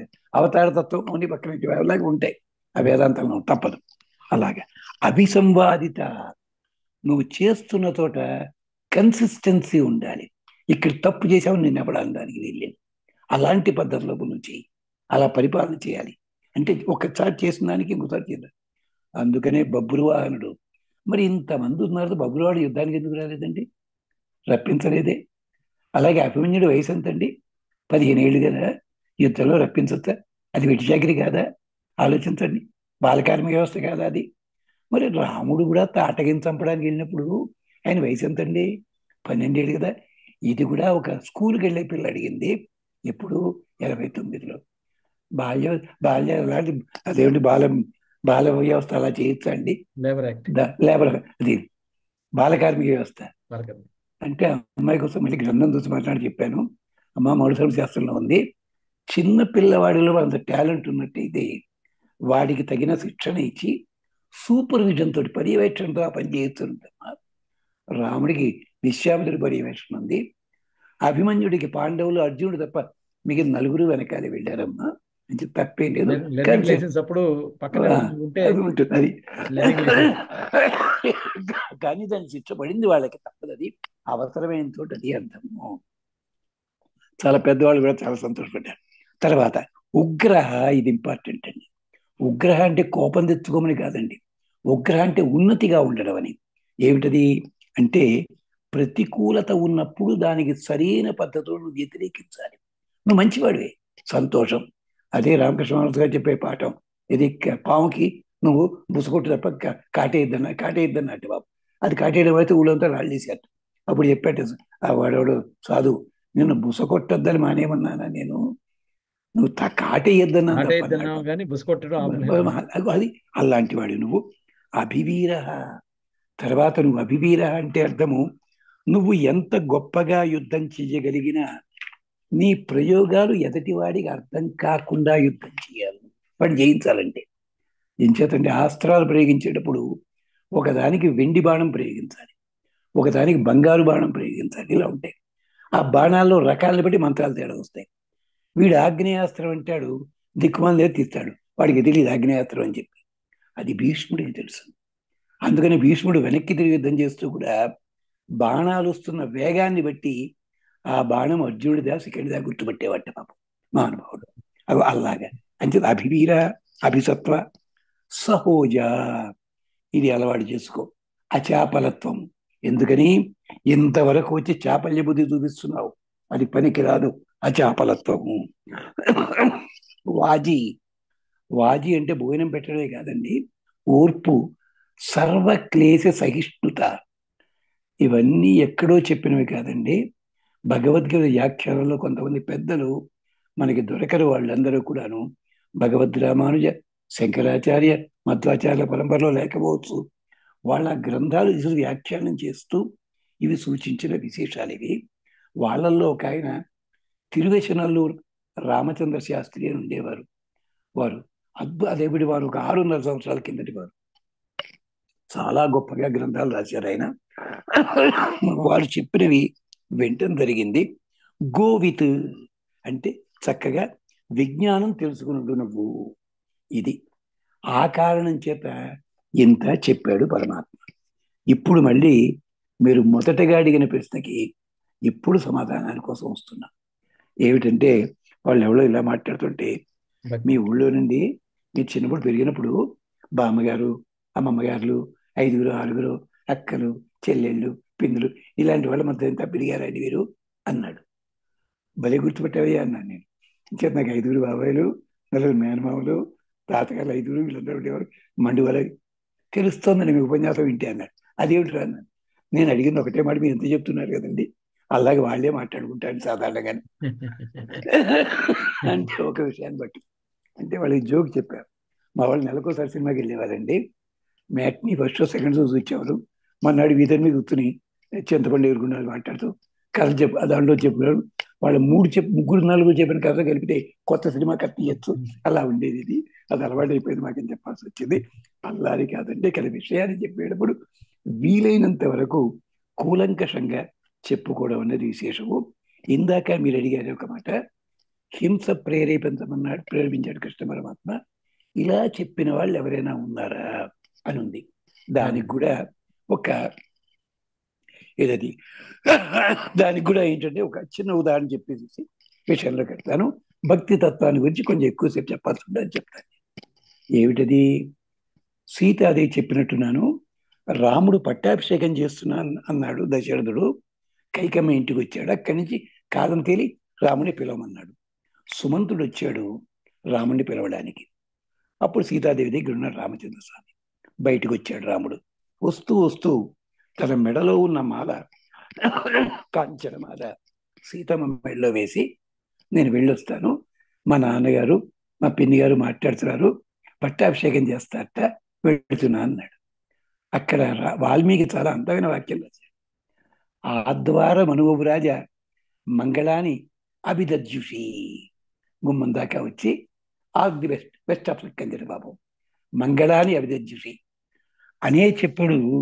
ఆవిడ ఒక మాట నేను ఇంతకుముందు చెప్పానేమో, అది ఓ చక్కటి మాట అంది. నీకు పట్టాభిషేకం చేస్తారా మీ నాన్నగారు? చాలా సంతోషం. రాజ్యం ద్విజాతి విద్యుష్టం పట్టాభిషేకం కర్తుమరతితే మహారాజా. నాయన, నీకు మీ నాన్నగారు పట్టాభిషేకం చేయాలి. ఎలాగో తెలుసా? నీ నీ రాజ్యంలో ఉన్న ద్విజాతీయులు అందరూ కూడా క్షేమంగా ఉండేలాగా మీ నాన్నగారు నీ పట్టాభిషేకం చేయాలి. అక్కడ బాగానే ఉందండి. ఆ తర్వాత ఉంది వాక్యం అసలు కడబ్బాంబు పోలీసు వాడి దెబ్బ. ఇంద్రుడికి వాళ్ళంతా పట్టాభిషేకం ఎలా చేశారు? బ్రహ్మ, వసువులు వీళ్ళందరూను అల్లా నీకు పట్టాభిషేకం చేయాలి. ఇంతకుముందు చెప్పానండి మాట ఎక్కడైనా? లేదండి, లేదా లేదండి, లేదు. అది చెప్తాను. రైట్, అయితే అదృష్టం నాకు. ఏమిటంటే ఇంద్రుడికి వసూలు చేసినట్టుగా నీకు పట్టాభిషేకం కావాలి. రాముడు పాపం నవ్వుకుంటూ వెళ్ళిపోయాడు. అక్కడికి వెళ్ళిన దాకా తెలిసింది జనవాసం కాదు వనవాసం అని చెప్పి బయటకు వచ్చాడు. అక్కడ సుమంతుడు రెడీగా ఉన్నాడు అతనితో. దాన్ని పక్కకి తీసే అన్నాడు. నేను వచ్చేటప్పుడు రాజకుమారుణ్ణి, అందుకని రాజుగారి సొమ్ము వాడుకుంటా. ఇప్పుడు వనవాసిని నేను, రాజుగారి సొమ్ము వాడకూడదు, పక్కకి తీసే అన్నాడు. ఛత్రం పట్టుకున్నాడు ఎవడో. తీసేయి అపవార్య. బయటికి వస్తుండగా పట్టాభిషేక సంబరాలన్నీ ఉన్నాయి అక్కడ కలశాలవన్నీ. రాముడు వెళుతున్నవాడు అలా ప్రదక్షిణపూర్వకంగా తిరిగి వాడికి నమస్కరించి బయలుదేరాడు. ఎందుకని? ఈ సంబారంతో భరతుడికి పట్టాభిషేకం జరుగుగాక అని ఆశాసనం చేస్తూ బయలుదేరాడు. నడుచుకుంటూనే వెళ్ళాడు 12 మైళ్ళు. అలవాటైపోయింది. నాకు చిన్నప్పుడు విషయంతో నడిచేది 12 మైళ్ళు, అలాగే అలవాటైపోయింది. కౌశల్య ఇంటికి వెళ్ళాడు. అప్పుడు సీతను చూసి చిరునవ్వున పెట్ట. సీతమ్మ మాటల్లో అప్పుడు బోధపడింది అర్థం ఏమిటండి? రామచంద్ర, పట్టాభిషేకం చేసుకుంటావా నువ్వు? అవునులే, మీ నాన్న పట్టాభిషేకం చేసుకుని 60,000 సంవత్సరాల కొంపలో కూర్చున్నాడు. తాటకెక్కడుంది? మీ ఊరికి 12 మైళ్ళ దూరంలో ఉంది. నడుచుకుంటూ వెడితే 2 రోజులు పట్టింది. మీ నాన్న రథం వేసి కడితే ఎంత టైం పడుతుంది? చంపగలిగాడా? మారీచుడు సుబాహుడు నడు చంపగలిగాడా? అలా దండకాని ఎంత దూరం ఉంది? గట్టిగాను 3 రోజులు ప్రయాణం. రాక్షసులు ఉన్నారు, విరాటుడు ఉన్నాడు, కబంతుడు ఉన్నాడు. ఆఖరికి నీ సామంతరాజైన వాలి రావణాసుడితో సంధి చేసుకుని చెట్ల పై భాగాలు మీవి, చెట్ల కింది భాగాలు నావన్నట్టు దుర్మార్గుడు. ఇలాంటి రాక్షసులంతా ఉంటే అక్కడ ఋషులంతా నీ కోసం ప్రాణాలు వదిలిపెడుతున్నారు. ఏం చేశాడు మీ నాన్న? ఋషులు ప్రాణాలు వదిలిపెట్టడం చాలా సింపుల్ గా చెప్తారు, మీరు అంటారు. అరణ్యకాండ చదువుతుంటే ఏడుపు వస్తుంది స్వామి. రాముడు వచ్చి అరణ్యం లేక వాళ్ళు అడిగాడు, సరే అన్నాడు.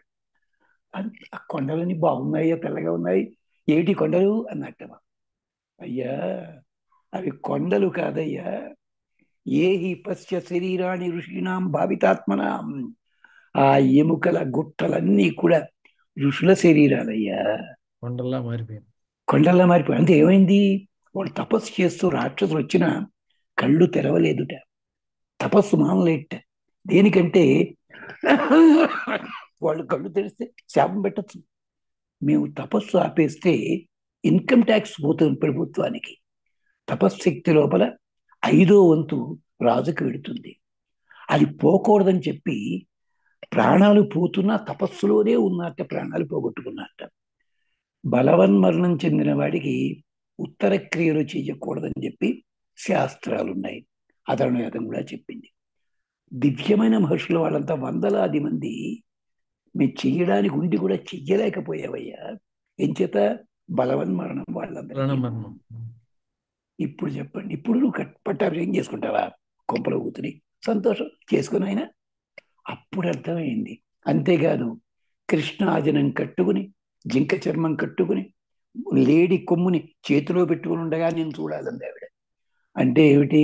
యజ్ఞం చేసేటప్పుడు జింక చర్మం కట్టుకుని లేడి కొమ్ము చేతిలో పెట్టుకుంటారు. దురద వేస్తే గోక్కోవడానికి, వేలుతో గోక్కోకూడదు. లేడి కొమ్ముతోడు. కురంగ సంపన్నం దీక్షితం శ్లోకాలండి ఇవన్నీ.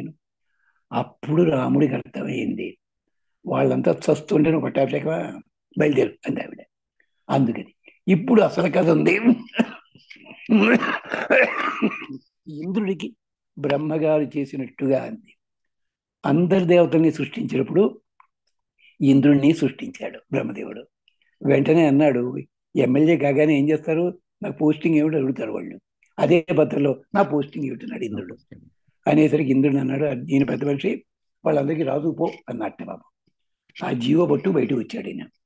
దేవతలంతా మీద పడి కొట్టడానికి సిద్ధమయ్యారు. ఎవడరా నీకు ఇచ్చింది పోస్టు? నీకంటే ముందు పుట్టిన వాళ్ళ మేము, మాకంటే అట్టడుగు పుట్టిన వాడివి, నీకు ఎవరు చెప్పికో అన్నట్టు. వాళ్ళు జీవో అన్నారు, ఈయన జీవో పట్టి వాళ్ళు జీవో అన్నారు. ఇంద్రుడు విరమేసు వెనక్కి వచ్చాడు, బ్రహ్మగారికి చెప్పాడు. కోహ్గశ్యాం, ఎవడు నువ్వని అడుగుతున్నారు వాళ్ళు. బ్రహ్మదేవుడికి కొళ్ళు మండిపోయి మొహం అంతా ఎర్రబడిపోయి కోటి సూర్యుల కాంతి ఒక్కసారి వచ్చినట్టుగా వచ్చింది. కృష్ణ యజుర్వేదంలో, సారీ శుక్ల యజుర్వేదంలో ఘట్టం ఇది. అనేసరికి ఇంద్రుడు అన్నట్ట, మహాప్రభు నీ గవర్నమెంట్ ఆర్డర్ నాకు అక్కర్ల, నీ ముఖంలో ఉన్న తేజస్సు ఒక్కటి నాకు ఇచ్చేసి చాలు. ఒరే నాయన, ఇంత తేజస్సు ఇంత కోపం ఉంటేనే ఎవడు చెప్పిన వాటి వింటలేదు వాళ్ళు, నేను చేతను ఏమైపోతా అన్నాడు. నువ్వు ఏమై కాదు, ఎవడవుతావు నువ్వు, నీ పేరుక ఎవడు, కహ కైతి బ్రహ్మణో నామా, అది నీకు టైట్ అయిపోతున్నాడు. అనగానే ఆ బ్రహ్మదేవుడు ప్రజాపతి తన ముఖంలో తేజస్సు అంతా తీసి పసుపు పచ్చని పట్టు వస్త్రం కింద మార్చి తలకి చుట్టి ముడి వేశాడు. ఇది పట్టము కట్టుట. అప్పుడు తన కమండలంలో నీళ్లు శిరస్సు మీద జల్లాడు. అది అభిషేకము. సంధి కలిస్తే వేదం ప్రకారము సకారం కాస్త షకారం ఉంటుంది. అంటే ఇంగ్లీష్ మీడియం చదవక్కర్లేదులేండి సకారం పలకడానికి. నీ పేరేటమా శారద అంటారు, శారద అంటారు వాళ్ళు పాపం. ఇది అప్పటి నుంచి ఉంది, అంచేత పట్టాభిషేకం అయింది. బానే ఉందన్నాడు వాడు ఇంద్రుడు. అని చెప్పి అప్పుడు అన్నాడు, నీ కిరీటం పెడతామన్నాడు. అప్పుడు కిరీటం పెట్టాడు. ఇదే పట్టము కట్టుట. బయటికి వచ్చాడు. దేవతలంతా అన్నారు, నిన్ను ఎక్కడో చూసినట్టుందయ్యా, ఎవరు నువ్వు అని అడిగారు. అడిగితే ఈయన కిరీటం చేత్తోడు పట్టుకున్నాడు. కిరీటం చేత్తోడు పట్టుకోగానే, ఓహో నువ్వా, నువ్వు మా మహారాజు అన్నారు. అదేమిటే కిరీటం లేదు, నువ్వు కిరీటం ఉన్నా లేకపోయినా నువ్వే మా మహారాజువి. మీరు రామాయణంలో కూడా ఇదే మాట మహర్షులు అన్నారు. నగరస్థోవా వనస్థోవా రాజా మహత్వం. నగరంలో కిరీటం పెట్టు కూర్చో సింహాసనం మీద, నారజలు కట్టి ఇక్కడికి రా, నువ్వు మాకు రాజువి. సీతాదేవి చెప్పిన మాట అది. అంటే భగవద్గీతలో కృష్ణ పరమాత్మ ఎంత అందంగా చెప్పాడో దాన్ని ముచ్చటగా చెప్పింది సీతాదేవి. ఆవిడే మళ్ళీ ఏం చెప్పింది హనుమంతుడితోటి, శరైస్తు సంక్రామ్ కృత్వా, రావణాసుడు చేసిన తప్పుడు పనులకి రాముడు వచ్చి బాణాలతో లంక నట్టు పెట్టాలని తీసుకెళ్ళాలండి. అవసరం ఏముందండి, నన్ను తీసుకెళ్ళి సరిపోతుంది కదా. అంటే తప్పు చేసిన చోట శిక్ష పడి తీరాలి. వాడు నావాడా పరాయివాడా కాదు. పాపం రాముడు కూడా ఎలాంటి వైరాగ్యం వచ్చిందండి యుద్ధం చేసే ముందు. ఎక్కడో తెలుసా అండి, అదే సముద్రం దాటడానికి వచ్చిన అప్పుడు ఆలోచిస్తున్నాడు, ఏమిటో సీత కోసం ఎంతమంది చంపాలా అనుకుంటున్నాడు. అప్పుడు వచ్చాడు విభీషణుడు. చెప్పాడు విభీషణుడు రావణాసుడు గొప్పతనం, గొప్పతనం ఇక తప్పుడు అందుకని శిక్షించాల్సి వచ్చింది. అక్కడికి కూడా రావణాసుడు యుద్ధం చేస్తున్నప్పుడు చితకుట్టి పారేసి రాముడు, గచ్చ అనుజానామే, వెళ్ళు, ఇక నేను ఆ బుద్ధి తెచ్చుకో, మాడతాడేమో అని చూశాడు పెద్ద మనిషి. అప్పుడు శిక్ష విధించాడు. అంటే ఇలాంటి భగవద్గీత లాంటి గీతలు ఇంకా చాలా చోట్ల ఉన్నాయండి. కానీ భగవద్గీతకి ఎందుకన్నారు, ప్రస్థానత్రయం అంటే మొత్తం వేదాల్లో ఉండే విశేషాలు కూడా దీంట్లో ఉన్నాయి కనుక దానికోసం చెప్పారు. ఇది ఇలా చెప్పేటప్పుడు మరి కృష్ణ పరమాత్మ శిక్షించేయి పరైపోయిందని చెప్పకుండా ఈ కర్మని, జ్ఞానమని, యోగమని, భక్తి అని, సాంఖ్యమని అన్నీ చెప్పేసిందో చెట్టు చివరికి సర్వధర్మాన్ పరిత్యజ్య మామేకం శరణం నా కాళ్ళే పట్టుకో. ఎందుకండి గోలంతాను? దీని మీదే ఒక తమాషా చమత్కారం చెప్పాలి. మా గురుగారు మరంగంటి శ్రీరంగాచార్య గారు చాలా కాలం ఆయన్ని ఆంధ్రాలో పిలవలేదు ఉపన్యాసాలకి. ఇంచేత తెలంగాణ పండితుల ఉద్దేశంతో పెద్ద జీఎస్వామి వారు ఉండేవారు వారి సమయం లోపల. ఒకసారి అనుకోకుండా 72లో ఆయన్ని పెద్ద జీఎస్వామి పిలిచారు. ఆ రోజు ఏమిటి టాపిక్ ముందు ఇచ్చేవారు కాదు, వేదిక మీద కూర్చున్న తర్వాత ఇచ్చేవారు. ఈయన వచ్చారు, తెలంగాణ పండితులు కదా పాపం, అందుకని భగవద్గీత అంత వేదాంతం ఎందుకని చెప్పి, అయ్యా రామాయణంలో కౌసల్య సుమిత్ర కైగా వీళ్ళకు చెప్పండి. అందరూ ఏం చెప్తారండి, వాళ్ళ జీవిత చరిత్రలు కథలు చెప్పేస్తారు.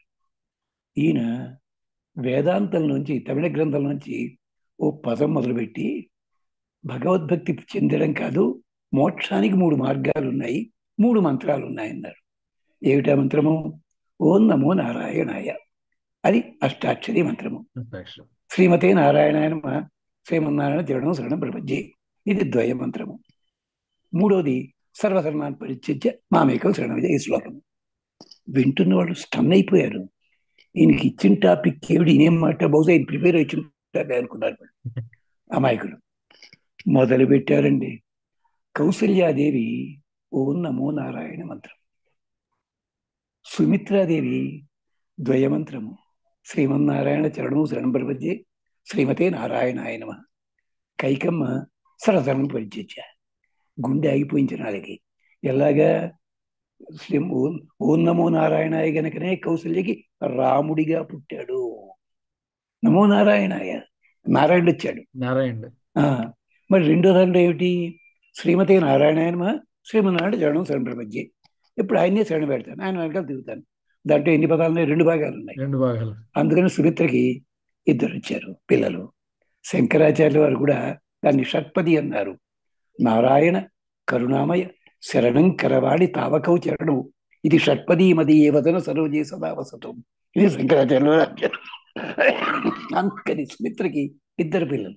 2 పిల్లలు పుట్టి ఒకడేంచాడు, భగవంతుడి వెనకాల ఒకడెడితే భగవద్భక్తుడి వెనకాల 2వాడు వెళ్ళాడు. భగవతుడు మిత్రుడు కదా భరతుడు, అతని వెనకాల. 4వది ఏమిటి? సర్వధర్మాన్ని పరిత్యజ్య మామేకం శరణం ప్రపంచే. కైకమ్మ అంతే కదా అండి, అన్ని ధర్మాలు పెట్టు, నా కాళ్ళు పెట్టుకోండి. చమత్కారం చూడండి అక్కడ నేను చెప్పిన వాటిని అంటూ ఆయన దాదాపు 2.5 hours చెప్పండి కొత్తగూళ్ళలోనూ. అప్పుడు ఆయన్ని గౌరవించారండి. అలాంటి పెద్దలు ఆయన ఉపన్యాసం అప్పుడే పత్రికలు నేను నేర్చుకున్నాను, చదువుకున్నా. ఆయన చెప్పలేదు, నాకు ఎప్పుడు ఉందని చెప్పాను. అది అంటే గ్రంథాలలో ఉండే విశేషాలని ఇలాంటి తత్వం ఉంటుంది భగవద్గీతలో. అందుకని భగవద్గీతలో కేవలము యుద్ధం కోసం, ప్రేరణ కోసం ఇంత చుట్టంతా కొట్టలేదు. దీనికి దారి తీస్తున్న పరిస్థితులు ఎలా ఉంటాయో చెప్పడానికి చెప్తూ, అలాంటి దాంట్లో ఒక భాగంగా భక్తి అని పెట్టాడు. భక్తి అంటే మనం అంతసేపు కూడా ఏం చేస్తాము? కట్టు బొట్టు వేషం, పొద్దున్నే పూజ చేసావా లేదా, గంట కొట్టావా లేదా. గంట కొట్టడం మీద మాట చెప్పాలండి, తిడతారేమో అందరూ నన్ను.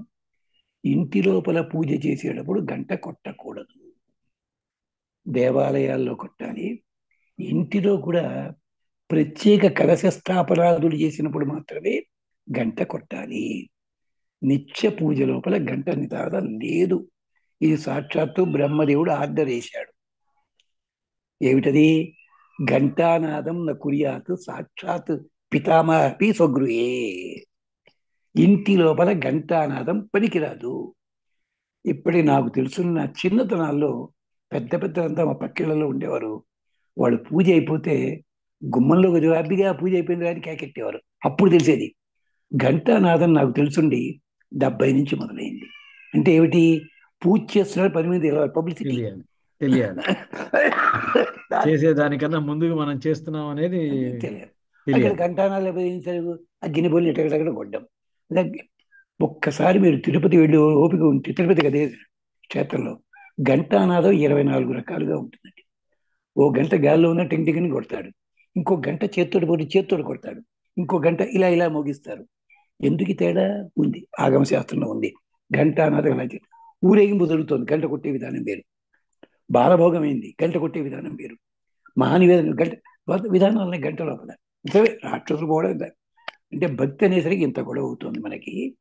భక్తి అనేసరికి మిగిలిన వాటి ఎలా ఉన్నా బట్టలు కట్టుకోవడమే. నేను ఓ ప్రముఖ విద్వాంసులు ఉన్నారు, పట్టుబట్టలు కట్టుకోకండి, నాకు ఇచ్చినప్పుడు కూడా నేను వద్దంటుంటాను పట్టుబట్టలు. కానీ ఆయన శుభ్రంగా పట్టుకండువా వేసుకున్నారు, అలాగే ఇదే కట్టుకున్నాడు. పాపం ఎందుకు? పట్టు పురుగులు చంపేస్తున్నాము, జీవహింస. పట్టు పురుగుని చంపేటప్పుడు జీవహింస అవునా కాదా? అధర్ణ వేదం చదవండి, ఉంది. ఆ పట్టుబట్టలు వేరే సందర్భాల్లో కట్టుకుని వేరే దానికి పెడతాయేమో, అలాంటి తోడ జీవహింస ఉందిరా. అందుకనే ఏ బట్ట కట్టుకున్నా జీవహింస జరిగింది గనక దాన్ని దేవుడి ముందు అట్టే పెడితే పవిత్రత కలుగుతుంది, అప్పుడు కట్టుకునేట్టు ఎంత ఉంది. మరి భక్తి పనులైన వాళ్ళు ఎవరో చెప్తున్నారండి, ఇది ఎక్కడైనా ఉందా? ఎందుకోసమో తెలుసా? ఇప్పుడు తప్పదు మరి కొంచెం మీకు మధ్య మధ్యలో అమృతానింపని చెప్తుంటాను నేను. ఓకే. మొదటి వస్త్రాన్ని నేసిన వాడు మొట్టమొదటి పద్మశాలి ఎవరో తెలుసునా? సూర్య భగవానుడు. ఆయన దగ్గర కృత్తికలని ఉన్నారు, అంటే అగ్ని వాళ్ళు కాదు, వేరే వాళ్ళు. వాళ్ళు సిజర్స్ పట్టుకుని కట్ చేస్తారు ఆ వస్త్రాన్ని. తర్వాత ఇంకో గంధర్వులు ఉన్నారు, వాళ్ళు దాని డిజైన్లు చెక్కుతారు. అన్నిటికంటే ముందు అగ్నే తూషాదానం, దారం తీస్తాం కదా మనం ముందుగాను, కంటికి చుడతాం, దానికి అగ్నిదేవుడు ఆధారం. అగ్నే తూషాదానం వాయోర్వాతపానం, నీళ్లలో తడిపి ఆరబెడతారు. ఇప్పుడే ఆ చోటు వెళ్ళి చూడండి, దారం ఆరబెడతారు. దానికి వాయుదేవుడు అధిష్టాన దేవు. దారం గట్టిగా ఉన్నది చూడడం కోసం అని చెప్పి చేపాటి కర్రని ఇలా కొడతారు దాని మీద. ఒకప్పుడు దూరదర్శన్లో చూపించాడు చాలా సార్లు 80లో. ఎందుకది జమ్మి కర్రతోటి కొట్టాలి, వెదురు కర్రతోటి కొట్టాలి? ఎందుకంటే ఓషధి ఓషధీనాం ప్రగాత వనస్పతి దేవతకి ఇష్టం అది. నిలువు దారాలు సూర్యకిరణాలు, అడ్డదారాలు విశ్వేదేవతలు. కుడుతుండగా దారం తీగితే చిన్న ముడి వేస్తారు, ఆడవాళ్ళకి బాగా తెలుసును. 50,000 రూపాయల చీర అయినా సరే గాల్లో ఇలా పెట్టి ఇక్కడ పోగుంది మాకు అక్కర్లేదంటారు. ఆ పోగు ఎవరు? పితృదేవతలు వాళ్ళు. అలాగే 4 దారాలు కలిస్తే ఖాళీ ఏర్పడుతుంది, ఈ ఖాళీలోంచి నీళ్లు కింద పడతాయి, దానికి నక్షత్రాలదే దేవతలు. సర్వదైవత్యం వైవాస, అందుకని విశేషం. దీనికి అధిపతి చంద్రుడు. అందుకనే ఆయన సర్వవస్త్రాలకి ఆయన గనక చంద్రుడు. ఆయన స్వామి దగ్గర ఎట్టేబడి తీసుకుంటున్నాం. అంతేకాదు, చంద్రుడిని తెలుగు వాళ్ళు ఎంత బాగా పిలుస్తారండి? చందమామ అంటారు. ఏ బాబాయ్ అనొచ్చు కదా? కాదు, అమ్మగారు తమ్ముడు కదా, లక్ష్మీదేవి తమ్ముడు. అందుకని అంచారు మామయ్య అమ్మకి చెప్పు కట్టుకున్నా చెప్పడానికి అది ఇంత అర్థం ఉంది దానికి. ఇది మనకి వేదంలో 3 చోట్ల ఇస్తుంది. అంచేత అలా అక్కడ జీవహింసగా ఉంది. జీవహింస లేకపోలేదు, ఉంది. కానీ ఒక ప్రత్యేక కారణం ఉంది, తద్వారా వాటికి మోక్షం వస్తుంది. అలాగే యజ్ఞాల్లో బలి పశువులకు కూడా ఇష్టం వచ్చిన సంపం లేదు, ఇష్టం మాంసం తినడం లేదు. దాంట్లో ఒక భాగమే ఉంటుంది, అదే తినాలి. మిగిలిన భాగం ఏం చేయాలో కూడా చెప్పింది శాస్త్రంలో. అడవి లోపల క్రూర జంతువులు ఉంటాయి, వాటికి ఆహారంగా పెట్టండి. ఎవడు వింటలేదు ఇది. అంచేత ఇంత గొప్పగా మనకి భగవద్గీతలో చెప్తున్నప్పుడు భక్తిని గురించి చెప్పిన వీడికి అంతరార్థం ఇది. అంచేత ఏదో ఒకటి నోటికి వచ్చింది చెప్పడం కాదు, దాని వెనకాల చూసుకోవాలి. అలాగే మనం పాలు కాచుకుంటున్నాం, జీవులు సరిపోవట్లేదా? మరో చేస్తున్నారే. అలా సందర్భంలో చెప్పాను ఇంకో మాట. అత్తలేని కోడలు ఉత్తమురాలు ఉంది కదండి, అది ఎక్కడిది కదా, ఎవరికి తెలియదు. దీంతో వచ్చింది. ధర్మవ్యాధుడు ఉన్నాడు కదా, జీవహింస చేశాడు పేరు పాపం. ఆయన అనుకోకుండా ఆయన దగ్గర మహర్షి వచ్చాడు.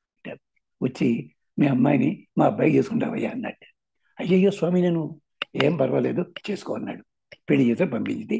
ఆ అమ్మాయి పేరు అర్జునకి, చాలా మంచి పిల్ల, కాపురం బాగా చేసుకుంటుంది. ఓ రోజున అమ్మాయి వేడి నీళ్లు పట్టుకొస్తుంది గిన్నెతోటి. అనుకోకుండా అత్తగారు ఎదురొచ్చారు. ఎదురొస్తే దండం పెట్టాలి, చేతులు ఖాళీలు. పక్కకి తప్పుకుంది పాపం. ఈ గిన్నె జారిపడి ఆవిడ కాళ్ళ మీద పడ్డాయి నీళ్లు కాస్త, కాళ్ళు కాలే. ఈవిడ సేవ చేసింది. తిడుతుంటే తిట్టకుండా తిట్టిందరే 3 రోజుల పాటు. ఈ ఏడుపు, ఈ పిల్ల తప్పు చేశాను రైతే, ఇంత తిట్టాలా? అనుకోకుండా ధర్మవ్యాధులు వచ్చారు మర్నాడు. ఇది నా సొంత కథ కాదు, భారతంలో ఉంది, హరివంశంలో ఉంది, జైమిని భారతంలో వచ్చాడు. సరే అంతా అయిపోయింది. ఏకాంతంలో కూడా ఏడ్చింది. నాన్నగారు తప్పు చేశాను, ఆవిడ నన్ను తిట్టిందండి అన్యాయంగాను. అంటే లేదమ్మా, వాడు ఋషులు కదా అలా తిడతారన్నాడు. కానీ కోపం మనసులో ఉంది. మా ఆవిడ వచ్చి అన్నయ్య గారు భోజనం చేసి వెళ్ళని అంతే ఆవిడ పాపం. అంటే లేదమ్మా నేను శాకాహారిని. మా ఇంట్లో కూడా అంతేనండి, మాంసం ఉండవు. అలాగా మరి మీరు కట్టెలు కొడుతున్నప్పుడు జీవులు చచ్చిపోతాయి, అన్నం ఉండేప్పుడు జీవులు చచ్చిపోతాయి, పిండిలు పడిపోతాయి, మరి ఇవన్నీ జీవస్. అవునులేండి, మీరు అలాంటి వాళ్ళే, అంటే కసాయి వాళ్ళే, నేను కసాయి వాడిని, అందువల్లే సంబంధం కలుపుకున్నాం, ఇవాళ పర్వాలేదండి నేను వెళ్తున్నా అని అప్పుడు ఆయన శాపం పెట్టాడు. ఇక్కడి నుంచి కోడలు ఎంత జాగ్రత్తగా తూచినా కూడా అత్తకి కోడల మీద ప్రేమ ఉండకుండా పోవుగాక. అత్తగారు తల్లి వలె తూచినా కానీ కోడలు మనసులో ఎక్కడో ఏదో లోపం ఉండుగాక. ధర్మవ్యాధుడు శాపం. తప్పు కదండి ఇది. అంచేత ఇలాంటి తప్పు అనమాట. అంటే ఎక్కడైనా జరిగేటప్పుడు కొన్ని ప్రమాదాలు ఉంటాయి, ఇలా జరుగుతాయి. ఎక్కడ జీవహింస పనికిరాదు, జీవహింస ఉంటుంది, దాని ఫలితం ఉంటుంది. చెప్పాడు అదే మాట. అంచేత యజ్ఞాలు జీవహింస అని అలా మాట్లాడకూడదు. భక్తి అనేసరికి ఇన్ని పనులు చేస్తున్నా ఇలాంటి అపోహలు మనసులో పెట్టుకు చేస్తుంటాం మనం. భక్తి శబ్దానికి ఎందుకు చెప్పాడు ఇంత అంటే, భక్తికి భగవద్గీతకి సంబంధం ఏమిటి అన్నదానికి ఇప్పుడు చెప్పుకుందాం. మనం భక్తి తత్వం గురించి చెప్పుకుంటే దాని సంబంధం ఏమిటో మనకి తెలుస్తుంది అక్కడ. సమయం అంతా స్వామి.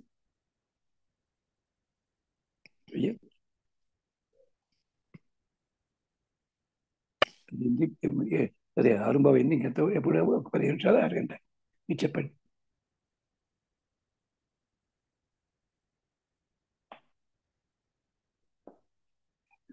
అంచేత ఎందుకు చెప్పాలి అంటే, మొత్తం మీద భగవద్గీతలో మోక్షం ప్రధానంగా అని చెప్పుకుంటూ వచ్చారు కదా. అందువల్ల మోక్ష సాధన సామగ్ర్యం భక్తి రేవ గరీయసి అని శ్లోకం మనం వింటుంటాం చాలాసార్లు. అంటే కర్మ జ్ఞాన యోగ ఇవన్నిటికంటే భక్తి చాలా గొప్పదని నిజమే. కానీ దాని వెనకాల ఏం చెప్పానది బ్రహ్మసూత్రాల్లో అందరూ పెద్దలు సూచించారు. మనం అది తప్ప మిగిలినవన్నీ మాట్లాడతాం. ప్రత్యేకించి భగవద్ రామానుజాచార్యుల వారు తమ గీతా భాష్యం చెప్తూ, దానికంటే ముందు బ్రహ్మసూత్రాలు చెప్తూ దీని గురించి చాలా అందంగా వివరించారు. ఎలాగా స్వామీజీ లాంటి వాళ్ళు చెప్తే అంత టాంజెన్షియల్ గా పోతుంది మన పూలకి, అవి నార్మల్ గా లోపలికి వెళ్దాం. అది అలా చెప్పలేదు ఈయన, అందంగా చెప్పారు. చంటి పిల్లవాడికి గోరు ముద్దలు తినిపించినంత పద్ధతి లోపల చెప్పారు ఆయన. ఆ విశేషాలు కొన్ని చూసుకుని అప్పుడు దీంట్లో అక్కడికి మాట్లాడుతూనే భగవద్గీత సంబంధం చెప్పుకుందాం. ఏమిటది? తమేవ విద్వాన్ అమృత ఇహ భవతి తమేవ విదిత్వ అతి మృత్యుమేతి. నాయన, భక్తి తత్వం తెలిసిన వాడే శరీరం వదిలిపెట్టినప్పటికీ అమృతత్వాన్ని పొందగలడు. అదే పొంది అతి మృత్యుమేతి, మృత్యువు కూడా వచ్చి కాళ్ళ దగ్గర దండం పెడితే వాడి నెత్తి మీద కాలేసి తొక్కి మరి పెడతాడు. మనం అనుకుంటాం మృత్యువాత కంగారు పడేస్తాడని చెప్పి. కాదండి, సతీ సావిత్రి కథలో ఇదే ఉంది. వచ్చాడు యమధర్మరాజు. సతీ సావిత్రి భయపడాలిగా, చూస్తే తెలుస్తోంది కదా, దున్నపోతూ వ్యవహారం అంతాను. ఎవరు బాబు నువ్వు అందిట. మా కోస్తా జిల్లాలో ఇలాగే అంటుంటారు.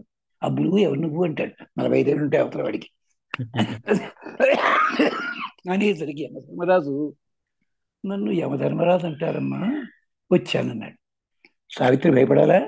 లేదు. నువ్వెందుకు వచ్చావు బాబు అంది. అదేమిటన్నాడు. ఏం లేదు, నీ సైనికులు ఉంటారు కదా, సైనికులు యమభటులు, వాళ్ళని పంపిస్తూ ఉంటారు కదా, నువ్వు వచ్చేమిటి అంది. లేదమ్మా, పరమ పవిత్రులైన వాళ్ళని ఎత్తుకెళ్ళడానికి తీసుకెళ్ళడానికి నేనే వస్తాను. నోరు దారాడు మొదటిది వీక్నెస్. అలాగా ఇప్పుడెవరి కోసం వచ్చావు? చాలా అందంగా ఉంది వ్యాసుడిది కల్వ. లేదు, చాలా పవిత్రుడితను, సత్యవంతుడు, యాగాలు ఇవన్నీ చేసినవాడు, బుద్ధిమంతుడు. అలాగా, అయ్యో పాపం అని మళ్ళీ ఈవిడ కన్ఫ్యూజ్ అయిపోతున్నాడు యమధర్మరాజు. ఏమిటని అప్పుడు చెప్పింది ఆవిడ.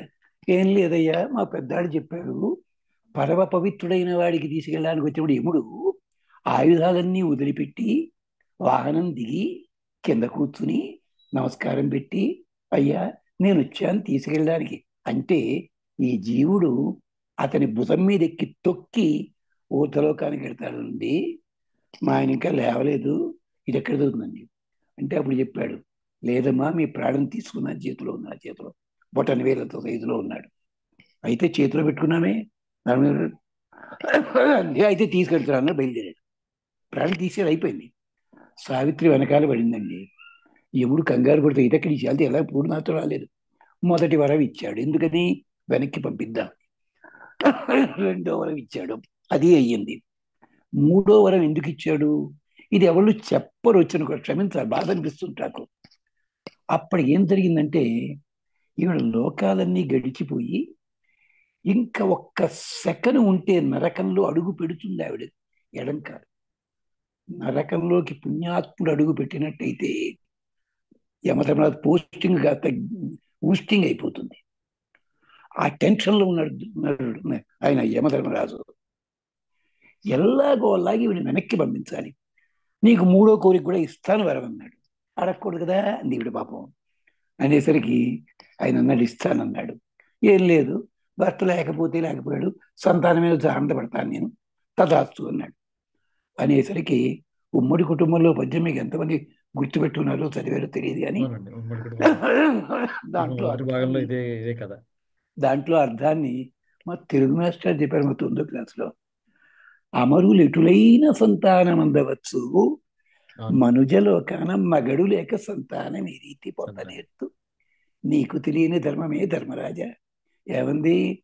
దేవతలకి పార్వతి శాపం చేత తమ భార్యలందు సంతానం కలిగే యోగం లేదు వాళ్ళకి. వాళ్ళకి సంతానం కావాలంటే గోడ వైపు చూసావు, పువ్వు వైపు చూసావు, సింహ వైపు చూసి సంపాదించుకోవాలి. ఇలా పరాయి వాడి పెళ్ళల్లో చూడాలి. ఇదే పరిస్థితి దేవతలకి అందరికీ. మరి మనుజలోకాన మగడు లేక సంతానం ఈ రీతి పొందనేర్తు అనగల. నీకు తెలియని ధర్మం ఏ ధర్మరాజు ఎంత వెటక తిలకం గారు ఎంత వెటకారంగా పడిందో పద్యం అది. అవునండి. అప్పుడు కన్ఫ్యూజ్ అయ్యి కర్మ అనుకుని చెప్పి ఇచ్చాడు పాపం. యమధర్మరాజు కన్ఫ్యూజ్ అయింది అదొకటే సందర్భం. అలాంటి ఒకటి రెండు ఉన్నాయి చిన్న చిన్నవి. అది భక్తి అంటే ఆ స్థితి. అముదయ్య భవతి అంటే అంతేకాదు, తమేవ విదిత్వ అతి మృత్యుమేతి. అది అలాగే అజామిల సంగతి ఎంత చెప్తుంటే ఏమంటారు, పోయే ముందు నారాయణ అనుకున్నట్ట. వాడు బొంద నారాయణ అనుకోలేదు. వాడు ఆత్మనందను విలువన్ కొడుకుని పిలిచాడు వాడు. చాలా మంది వ్యాఖ్యానం ఆత్మ నందను పిలువన్ నిజమే. మనసు వాడు సొంత కొడుకు కాదండి, తన వల్ల పని మనిషికి పుట్టిన కొడుకు వాడు నారాయణ అన్నవాడు. వాడిని పిలుద్దాం, పిలుపు రాలే ఆ నోట్, అది పడిపోయిన గొంతు, కానీ మనస్సులో పలికాడు. అది పరిగెత్తుకొచ్చాడు పరమాత్మ. అది సంగతి. గజేంద్రుడు అరిస్తే వచ్చాడా? ఎవ్వరి శ్లోకాలు అని చదివాడు, రాలే. కుయ్ అన్నట్టు, కుయ్ కాదు, గీంకారం నోట్లోంచి రాక సన్నటి షని వాయిస్ వచ్చింది, పరిగెత్తుకొచ్చాడు పరమాత్మ. అక్కడ కూడా పోతన్న గారు స్క్రీన్ ప్లే ఫోటోగ్రఫీ చూడండి. మొట్టమొదటి కెమెరా అక్కడ పెట్టాడు, లాంగ్ షాట్. అలా వైకుంఠపురంలో నగరిలో ఆ మూల చక్కగా కెమెరా రా ముందు పెడుతోంది. కేవీ రెడ్డి గారు ఆయన ఫ్రెండ్స్ అనుకుంటారు. అయిందా? అక్కడి నుంచి ఆయన వస్తుంటాడు, సీన్ కట్ చేయలే, కెమెరా వెనక్కి చూస్తుంటాడు. తన వెంట లచ్చి వెంట మొత్తం లాంగ్ షాట్ లో వైకుంఠమని గలుగు వారు రాబాల గోపాలం పద్యాలు చదువుతాడు, దండం పెట్టబుద్ధి అవుతుంది. అవునండి. అంటే నేను మోడర్న్ వాడిని కనుక కొంచెం ఇలాంటివి కలుపుకుంటుంటాను. అలాగా అంటే అతి మృత్యుమేది అంటే అర్థం మృత్యువుని దాటుతారు. అంటే దానికి అంత సంకల్పం కావాలి వాళ్ళకి. భక్తి అంటే బ్రహ్మసూత్రం చెప్తుంది, నాయన కర్మానుష్ఠానం చెయ్యి, యజ్ఞము చెయ్యి, తద్వారా నీకు భక్తి ఉత్పన్నమవుతుంది, ఈ తప్పులన్నీ సవరించబడతాయి అనగానే యజ్ఞము కర్మ ముందు చెప్పుకోబోతున్నాం మనం. దానికే చెప్పారు. అయితే ఈ భక్తి రావాలంటే నేను యజ్ఞం చేసేసాను, కర్మ చేశానంటే సరిపోదు. అక్కడ చెప్పాడు ఒక వాక్యం, తల్లబ్ధి. నీకు నిజంగా భక్తే కావాలంటే, ఇది కూడా ముందు భక్తి యోగంలో వివరంగా చెప్తారు. అక్కడ శ్లోకాలు మీరు చూసుకోవచ్చు ఈ లోపలే. తల్లబ్ధి వివేక విమోక అభ్యాస క్రియ కళ్యాణ అనవసాద అనుద్ధర్షేభ్య సంభవాత్ నిర్వచనాచ. ఇది బోధాయన మహర్షి చెప్పాడు. భక్తి అనగానే పొద్దున్నే స్నానం, బొట్టు పెట్టుకోవడం, జంజం సవరించుకోవడం, హడావిడి చేయడం, పట్టుబట్టలు కట్టుకోవడం, ఇదే కాదు ఆయన. అలాగే 27 రకాల నూనెలతో దీపం పెట్టడం, పంచగవ్య దీపం పెట్టడం, పదార్థి 27 రకాల పదార్థాలు ఉండడం, ఇది భక్తికి సంకేతం కాదండి. అయితే వాడు దూర్జడు చెప్పాడు, ఏ వేదంబు పఠించలుత భుజగం ఏ శాస్త్రములు చూచే, తానే విద్యాభ్యసనంబునొచ్చకరి చెంచు ఏ మంత్రం ఊహించే. మరి వాడికి భక్తి కలగలేదా ఏమిటి? ఆఖరి తిన్నడున్నాడు, శంకరాచార్యులు కళ్ళనీళ్ళు పెట్టుకున్నాడు పాపం. ఏమిటే కించిత్ భక్షిత మాంసకబడం నవ్యోపహార అయితే. శివ, వాళ్ళ అక్కయ్య వండి పెడుతూ మాంసం సరిగ్గా వండిందో లేదో అని చెప్పి ఎంగిలి చూసింది, అది పట్టేయాడు భోజనం పెట్టడానికి. అంతేకాదు, స్నానం లేదు, వాళ్ళలేదు, గండు షాంపు నిషేవడం సురడిపో అభిషేకాయతే. నీళ్లు పట్టుకెళ్ళేట్టు ఎవడో అన్నాడు, నీళ్లు పట్టుకెళ్ళేవా అన్నట్టు. చేతులు గాళీ లేవు, నీళ్ళలో దూకాడు, దూకి నోట్లో పెట్టేళ్ళేట. అయ్యయ్యో, ఇది ఏమిటయ్యా బాబు. అక్కడికి వెళ్ళేసరికి నిర్మాల్యం అంతా ఉంది. అక్కడ తీద్దామంటే చేతుల్లో దొప్పలు ఉన్నాయి, మాంసం దొప్పలు, కింద పెట్టడం లేదు. పిలుద్దామంటే నోట్లో నీళ్లు ఉన్నాయి. అందుకని ఎడంకాలతో చెప్పుతోటి ఇలా ఇలా తెచ్చాట. ఆహా, మార్గావర్తిత పాదుక పశుపతే అంగస్య కూర్చాయతే. అయినా అవునయ్యా, నీ మీద ప్రేమ అది రక్షించిందన్నాడు శంకరాచార్యుల వారి దాంట్లో, శివానందలో చెప్తుంది. అంటే ప్రతి దానికి ఏదో వేదం బలవంతంగా చెప్పద్దు, ప్రాక్టికల్ గా కింద దిద్దాం, కళ్ళనీళ్ళు వస్తాయి. అందుకని దీనికి ఏం చెప్పారు? ఈ 7 స్టెప్పులు ఉన్నాయన్నారు భక్తికి. ఇది అర్జునుడు చేశాడు. మర్చిపోయావురా అని జ్ఞాపకం చేస్తున్నాడు కృష్ణ పరమాత్మ. ఏమిటది? ఒకటి వివేకము. వివేకం అంటే అర్థం మంచి చెడు తెలుసుకోవడం అంటారు. కాదండి, అది మాత్రం వివేకం కాదు. దుష్కృతం హి మనుష్యాణం అన్నం ఆశ్రిత్య తిష్టతి. మనం చేసే పాపాలకి మూలం ఎవరో తెలుసురా? తింటున్న తిండి అన్నము. అది గుర్తుపెట్టుకోమన్నాడు. అన్నం ఆశ్రిత్య. ఎలాగా అంటే యో యస్య అన్నం సమస్నాతి సతస్య అశ్నాతి కిల్బిషం. ఎవడెవడైతే ఎలాంటి అన్నం తింటాడో వాడు ఆ పాపాన్ని కూడా తింటాడు. దీనికి ఉదాహరణ ఎవరో అక్కర్లేదు, భీష్ముడు. కృష్ణుడు రాయబారానికి వస్తే దుర్యోధనుడు తన ఇంటికి పిలిచాడు. స్పెషల్గా ఐటమ్స్ అని చేశాను. వెళ్ళనన్నాడు. ఎవరింటికి వెళ్తావు అన్నాడు. తను ఏమనుకున్నాడు? భీష్ముడి ఇంటికి ఏమనుకున్నాడు. లేదు వెళ్ళనన్నాడు. అర్జునుడి ఇంటికి అన్నాడు. అదే ద్రోణాచార్య ఇంటికి అన్నాడు. విదురుడి ఇంటికి వెళ్ళాడు. దీనికి భీష్ముడే కారణం చెప్పాడు. పరమ దుర్మార్గుడైన దుర్యోధనుడు పెట్టిన తిండి తిని ఇన్నాళ్ళు బతికాను నేను. వాడి పాపంలో సగం భాగం నాకు వచ్చింది. అలాగే వినిపిస్తుంది అదే ఇక్కడ లో బ్యాటరీ వస్తే డౌట్ వచ్చింది. అది అంటే ఓకే పెడుతున్నాను సార్. ఒక నిమిషం.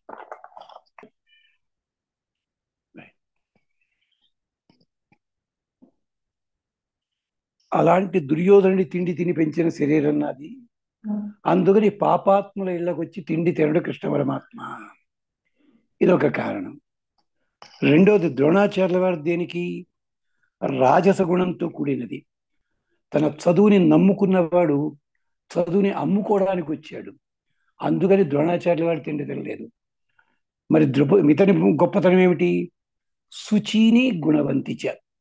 విదురుడి ఇంట్లో ఉన్నది శుచిత్వం కలిగిన తిండి. అందుకని అతని ఇంటికి వెళ్ళాడు. వినిపిస్తుందా మాస్టారు? Right right. అది అందుకని అలాంటి తిండి మనకొద్దు అంటూ కృష్ణుడు వెళ్ళలేదు అన్నాడు. దీన్నే ప్రహ్లాదుడు చాలా అందంగా చెప్పాడు. ఎలాగా అంటే, పాలు తాగితే ఒంటికి శ్రేయస్సు, అదే కళ్ళు తాగినట్టయితే ఇంకోటి అవుతుంది. అంటే పాలు కళ్ళు ఒకలాగే ఉన్నప్పటికీ తేడా ఉంటుంది అని చెప్పాడు మహానుభావుడు. అదే యథా పాత్రే పయస్తప్తం తథా దేహే మనస్థిత. పాత్రకి ఏ భోజనం పెట్టావో అలాంటిది నీ మనస్సు మీద పనిచేస్తుంది. అది గుర్తుపెట్టుకో, అది గుర్తుపెట్టుకుని ఉండాలి అన్నాడు. అదే కొంచెం వివరంగా చెప్పాడు. ఏమిటి? తినే తిండి లోపల దోషం అంటే 3 రకాల దోషాలు ఉంటాయి. జాతి ఆశ్రయ అదుష్టాత్ అన్నాత్ కాయశుద్ధి వివేక. జాతి చేత దుష్టములు, ఆశ్రయ దుష్టములు, నిమిత్త దుష్టములు. పాండవులు ఇన్నాళ్ళు కూడా ఇలాంటి తిండి ఎక్కడా తినలేదు. జాతి దుష్టములు పుట్టుకతోటే చెడువి. ఉదాహరణకి ఉల్లిపాయ ఉంది, ములక్కాడు ఉంది, ఆనపకాయ ఉంది. తినకూడదంటే ఇప్పుడు అందరూ తిడతారు నన్ను. ఆనపకాయ ఎందుకు తినకూడదో తెలుసా అండి? సగర చక్రవర్తికి భార్య యందు సంతానం కలగాల్సి వస్తే ఒక ఆనపకాయ పుట్టింది ఆ పెద్ద మనిషికి.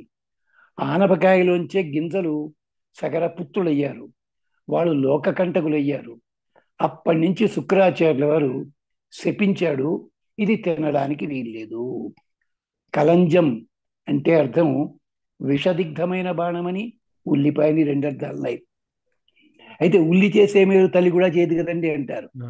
మేలు సరే, దానిలో ఉండే రసాన్ని తేనెతోటి వేరే దాంతో కలిపితే బాలంతరాళ్లకు ఉపయోగం. ఇది వైద్యం చెప్పింది. ఇలాగే జాతి చేత దుష్టములు, అలాగే గంజాయి, మాంసము, మద్యము, లశునం, గృంజనం చైవ ఫలాండం కవకానిచ అభక్ష్యాని చెప్పింది. అలాగే దేని మాంసం తినాలో కూడా చెప్పింది ధర్మశాస్త్రము. ఎవళ్ళు? క్షత్రియుడు గాని, వేటగాడు గాని. ఇవన్నీ చివరకు మాట అంటారు, 5 గోళ్లు కలిగిన జంతువుల మాంసం తప్ప మిగిలినవి తినవద్దు అని. ఇది మొదటిది. అర్జునుడు గాని, ధర్మరాజు గాని వీళ్ళెవళ్ళు మహారాజులైనా భోజనం చేసిన మాంసాన్ని అలా తినలేదు. ఒక్కసారి భారతంలో వివరాలు ఉన్నాయి దానికి సంబంధించి. అలాగే రాముడు కూడా వనవాసానికి వెళ్ళినప్పుడు ఈ మాంసం వదిలిపెడతానన్నాడు. చాలా మందికి తెలియక మాంసం తిన్నాడు కదా అంటుంటారు. ఆయన తిన్నది దుంప కూరల్లోని గుజ్జుని తప్ప శరీరాల్లో మాంసాన్ని తినలేదు అని మళ్ళీ రామాయణం పెట్టుకోండి, వివరంగా దాంట్లో మాట్లాడుకుందాం. ఇది ఇది జాతి దుష్టములు అన్నారు. రెండోది అంటే ఆరణ్య పుట్టుకతోని దుష్టము. జాతిగా పుట్టినప్పుడే వాటితో దుష్టం వాటికి వాటిలో చెడు గుణం ఉంది. చెడు గుణం ఇది ఆయుర్వేదం బాగా చెప్పింది. అది తర్వాత ఆశ్రయ దుష్టములు. ఆశ్రయం పాలు మంచివే, రాగి పాత్రలో పోసాము, ఏం పోయకూడదు. జరుగుతుంది? పాలు పాడైపోతాయి, దీన్ని తింటే అయితే ప్రమాదం. ఆశ్రయించింది. ఆ, అలాగే ఒక ఆయన అన్నాడు, ఏమండి తిండి మానేమంటే ఇది ఏంటన్నాడు. అంటే చెప్పాడు వ్యాసుడు, పొద్దున్న వండిన అన్నము సాయంకాలానికి రుచి మారిపోతుంది. అలాగే నీ శరీరం ఎప్పుడో 90 ఏళ్ల కింద వచ్చిందంటున్నావు, ఈ శరీరంలో రుచి మారదయ్యా నీకు అన్నాడు. పాపం దాని శాస్త్రత అంటే నీ బొంద అన్నాడు వ్యాసుడు ఒక చోట. అలాగా ఆరణ్యకానాం ఆశ్రయం అంటే అరణ్యాలలో పుట్టిన కొన్ని పదార్థాలు ఉంటాయి, అవి తినకూడనివి కొన్ని ఉంటాయి. అది కొండ జాతి వాళ్ళు తింటారు వాటిని, వాళ్ళకు ఉపయోగం. కానీ ఆరణ్యకములైనవి తెచ్చుకున్నట్టయితే, ఉదాహరణ చెప్తే మళ్ళీ నన్ను తిడతారు, అవి ఏమిటి? ఇప్పుడు మష్రూమ్స్ అంటున్నామే, అవన్నీ అవునండి. ఆరణ్యకములు. అదేమిటి? ఇంద్రుడు వృత్రాసుడిని చంపినప్పుడు వృత్రాసుడి శరీరంలో ఉండే అపవిత్ర భాగము చెట్ల లోపల ఉండే పుట్టగొడుగులుగా మారింది. ఇంద్రుడి పాపము దాంట్లో ఉందని మనకి పురాణం చెప్పినది. అది తినద్దన్నారు. చాలా మంది నాన్ అవి వెజ్ గానే పరిగణిస్తారు. అయితే అది చాలా ప్రోటీన్ రిచ్ అని అని చాలా మరి మంది ఇప్పుడు చెప్పమన్నారు. ఎడిషన్స్. అవునవును, నిజంగా ప్రోటీన్ ఇచ్చేది. ప్రోటీన్ అంటే ఒళ్ళు పొగరెక్కించేది ఉంటుంది. మాంసం కదా అది, మాంసకృత్తు అది. మాంసకృతులు కృత్తు ప్రోటీన్ మాంసాన్ని అంటేనే తయారు తెలుగు చేసేది. పదం మాంసకృతులు. అది అంచేత అందుకని అరణ్యకానాం సర్వేషాం మృగాణం మాయిషం వినా. నాయన, జంతువుల లోపల ఇంకో గుర్తు ఏమిటో, పాలు తాగడానికి మృగముల పాలు కూడా తాగు, నువ్వు ఇబ్బంది లేదు. ఏది? మాహిషం అంటే గేదె పాలు తప్ప. అవే ఇప్పుడు తాగుతాం మనం అంతా. గేదె పాల కంటే కూడా లేడి పాలు, గొర్రె పాలు, వీటి గురించి ఎక్కువ ఉంటుంది. ఆయుర్వేదం చెప్తే మళ్ళీ నానా గోల అవుతుంది, చెప్పం. అయ్యో. అది అంతేకాదు, స్త్రీ క్షీరం చేయవ, అది కూడా పెట్టాడు మహానుభావుడు. వర్జ్యాని సర్వసూక్తాని చేయవహి అంటే అవన్నీ కూడా క్రొత్తగా ప్రసూతి వచ్చినప్పుడు పిల్లలకు ఉపయోగించేలాంటి గనక. అంచేతనే మన వాళ్ళు ఆవు పాలు కూడా జున్ను పాలు తాగరు, గేదె పాలు కూడా జున్ను పాలు తాగరు. ఎంచేత 10 రోజుల దాకా అవి పురిటి పాలు. ఇది కూడా గోవు అడిగిన ప్రార్థన యజుర్వేదంలో ఉంది. ఆవిడ చెప్పింది, మీకు తప్పకుండా నేను పాలిస్తాను, కానీ నేను ఈనిన 15 రోజుల దాకా ఆ పాలు దయచేసి వాడవద్దు. కానీ మన జున్ను తిరగకపోతే మన నిద్రలు పట్టవు. అది అందుకని ఇది చెప్పాడు. అలాగే శ్మశానంలో పెరిగిన చెట్లు ఉంటాయి, వాటి నుంచి వచ్చినవి కూడా నీవు తినడానికి వీల్లేదు. ఇదేమిటి? ఆశ్రయ దుష్టములు. ఇక నిమిత్త దుష్టములు ఉంటాయి. నిమిత్తం అంటే ఓ కారణం ఉంటుంది దానికి. దానికి ఏమిటంటే అది పుల్లనివి, అతి పుల్లనివి, అతి వగరువి, అతి ఉప్పటివి, అతి వేడివి, అతి శీతవి. అలాగే రసం పోయినది, గత రసం ఎండిపోయినది, పాసిపోయినది, రుచి తప్పింది, ఇది వదిలిపెట్టండి. మనం ఏం చేస్తున్నామండి? అమెరికాలో ఉంటున్నాం, గొప్ప చెప్పుకుంటాం, డీప్ ఫ్రీజ్ ఇవాళ వండుకుంటాం, వండుకునేది 15 రోజుల పాటు ఫ్రిడ్జ్ లో పెట్టుకుని అక్కడి తీసి మళ్ళీ హీటర్లో పెట్టి తింటుంటాం. ఏమన్నా అంటే ఒకసారి జ్ఞాపకం చేసుకోండి, ఇక్కడ ఉండగా పెళ్ళి వెళ్ళి అంతా చక్కగా ఉన్నవాళ్ళు అక్కడ 15 ఏళ్ళు ఉద్యోగాలు చేసిన సంతానం కలగకపోవడానికి ఏమిటి కారణం? డాక్టర్ ఏం చెప్తున్నాడు కనుక్కున్నారా మీరు ఎప్పుడైనా? ఇది ఉంటుంది. అందుకనే మన పెద్దలు శోభనం అయిన తర్వాత పెళ్లి కొడుకు పెళ్లి కూతురు కాపడానికి వచ్చిన తర్వాత వాళ్ళకి పెట్టే పదార్థాల్లో 6 నెలల పాటు చలిమిడి, మినపసున్ని, గారెలు, అరిసెలు ఇవి పెడతారు. ఎందుకు అన్నది ఆయుర్వేదం తీయండి, బోధపడుతుంది మీకు. ఇది మొదటిది, ఆశ్రయ దుష్టము. దీనికే మహాభారతంలో చాలా కథలు చెప్పారు. ఒక్కొక్క మహర్షి తన తపోభంగం కావడానికి ఏమిటి కారణము, ఒక రాజు అత్యాచారం చేయడానికి కారణం ఏమిటి, దానికోసమని ఒక కథ ఉంది. ఈ కథ కూడా చాలా మందికి తెలియదు. ఒక గ్రంథమే వచ్చింది దీని మీద. క్షత్రబంధూపాఖ్యానం అని. ఇక్ష్వాకు వంశంలో రాముడి తర్వాత 4వ తరం వాడు క్షత్రబంధువు. అతను ఒకసారి వేటకెడితే అక్కడ పోయేవాళ్ళు మహారాజులు వచ్చారు, మహారాజులు వచ్చారు, మా ఇంటికి వచ్చారని చెప్పి ఒక స్పెషల్ ఐటెం వడ్డించారు. రాజుగారు అడిగారు, ఏమిటి ఇదని? ఇది కుందేలు మాంసం అండి అన్నాడు వాడు. అనగానే రాజు సంతోషపడిపోయి అయోధ్య నగరాన్ని తిరిగి వచ్చి 365 మందిని అపాయింట్ చేశాడట, సైనికుల్ని. ఒక్కొక్క రోజు ఒక్కొక్కడికే డ్యూటీ. వాడికి సంవత్సరం జీతం ఇస్తారు. అది వాడి పని ఏమిటి? అడవికి వెళ్ళి 5 కుందేళ్లు పట్టురావాలి. రోజు 5 కుందేళ్లు వండించుకు తిన్నాడు రాజుగారే, ఎవడికి పెట్టకుండా. ఏడాది తిరగకుండా వాడి రూపు మారిపోయింది. కుందేళ్ల జాతి నశించింది. నేను పెట్టకథ చెప్పటం లేదు, మహాభారతం కథ ఇది. అప్పుడు ఆ రోజు వెళ్ళిన వాడికి కుందేలు దొరకలే. వాడు బాధపడి రాజుగారికి తిండి పెట్టలే, నా బాధ ఎందుకని నేనెందుకని చెప్పి సరయూ నదిలో దూకుదామని దూకపోయాడు. పక్క వాళ్ళు ఆపారు, చూసుకుందాం రాని. ఈ లోపల సరయూ నదిలో అనాథ శవం కొట్టుకొస్తోంది. అది పట్టుకుని వీళ్ళు కుందేలు మాంసం అని చెప్పి, నువ్వు వండి పెట్టరా అబ్బాయి అన్నాడు వంటవాడిని. వాడు వండాడు. రుచి కొత్తగా ఉంది. రాజుగారికి తెలిసింది ఇది పంచనక ఆమిషంబు కాదు, పంచజన ఆమిషంబు అని గుర్తు వచ్చింది. వెంటనే మనుషుల్ని వండి తినడం ప్రారంభించాడు. అయోధ్యానగరం నాశనం అయిపోయింది. అప్పుడు వశిష్ఠుడు వ్యాసుడి శిష్యుణ్ణి పంపించి వాడిని బోధ చేస్తే మళ్ళీ వాడు చాలా పెద్ద కథ అయ్యి అప్పుడు మళ్ళీ మనిషి అయ్యాడు, తపస్సు చేశాడు, అయోధ్యను తిరిగి బతికించుకున్నాడు. ఇది ఆశ్చర్య దుష్టమని చెప్పడంలో, నిమిత్త దుష్టమండంలో ఉద్దేశ్యం ఇది. ఇక రెండవది ఉంది, అది మనకి లేదు. ఎవరికి? భక్తులని చెప్పుకునే పెద్ద పెద్దలు ఉంటారు. మరి వాళ్ళ సేవలకి ఏకాంతంలో కాంతలే ఎందుకు ఉండాలండి? ఆలోచించండి ఒక్కసారి. లేకపోతే పనికిరారా వాళ్ళు? ఏమిటి పనింతాను?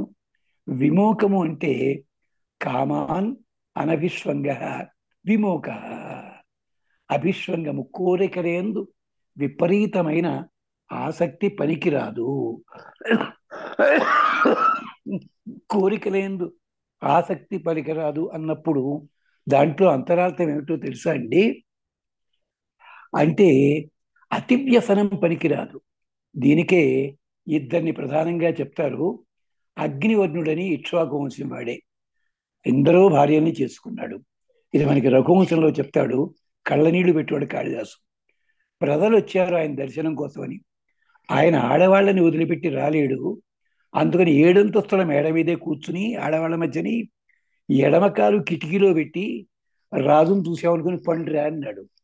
వాడి చివరికి ఇప్పుడు లోకాన్ని గడగడ వణికిస్తున్న ఒక ఇంగ్లీష్ వ్యాధి ఉంది, చైనా వ్యాధి, దానివల్ల పోయాడు వాడు. ఇలాంటి వాడే ఇంకోడున్నాడు. వాడి గట్టిగా 18 ఏళ్ళు లేవు. ఎంతమంది పెళ్లి చేసుకున్నాడు తెలుసా అండి? 100 మందిని చేసుకున్నాడు. విచిత్ర వీర్యుడు. దానికి తగ్గట్టుగా వాడు 24 ఏళ్ళు రాకుండానే వాడు డామ్మని పోయాడు. 100 మంది ప్లస్ 3, 103 చేసుకున్నాడు. దశరథుడు 365 మంది భార్యల్ని చేసుకున్నా అలాంటి స్థితి లేదు గనక 60,000 సంవత్సరాలు పరిపాలించాడు. ఆలోచించుకోండి ఇలాంటి కథలని. నేను అంటే కామాన్ అనభిష్వంగా అదేమిటి అంటే అలాంటి కోరిక ఉండొచ్చు, తప్పు లేదు. మనకి సుఖంగా బతకాలంటే ఏసీ అవసరమే. ఏసీ లేకపోతే బతకలేమండి అన్న స్థితి మంచిది కాదు. ఒక పదార్థం అభిరుచి ఉంది, వద్దంటం లేదు. ఆ అభిరుచి అన్నట్టు అర్థం ఏమిటి? అది లేనిదే బతకలేం అని మాత్రం అనుకోకండి దయచేసి. అది అలాంటిది. రెండవది విమోకం. అర్జున, నీకు ఈ లక్షణం ఉంది. నువ్వు అతిగా ప్రేమపడింది ఎవరి మీద? ఒక సుభద్ర మీదే. ఎందుకు సుభద్ర మీద? కృష్ణునికి దగ్గర గనక. అదొక్కటే. మిగిలిన భార్యలు ఉన్నారు కానీ నువ్వు వల్ల లేవు. తీర్థయాత్ర చేసి వచ్చావు శుభ్రంగాను, మా అనుభవుడు నువ్వు. ఇది అంటే అర్జునుడి జ్ఞాపకం చేస్తున్నాడు మామూలు మాటలతోటి. అది విమోక. అదే అంటాడు, ఇంద్రియాణం విచరతాం విషయేషు అపహారిషు యత్నమాతిష్ట తిష్టేత్. ఉండరా బాబు. అభ్యాసం ఉన్నారు 3వ గుణం. ఇది మనకి తక్కువ.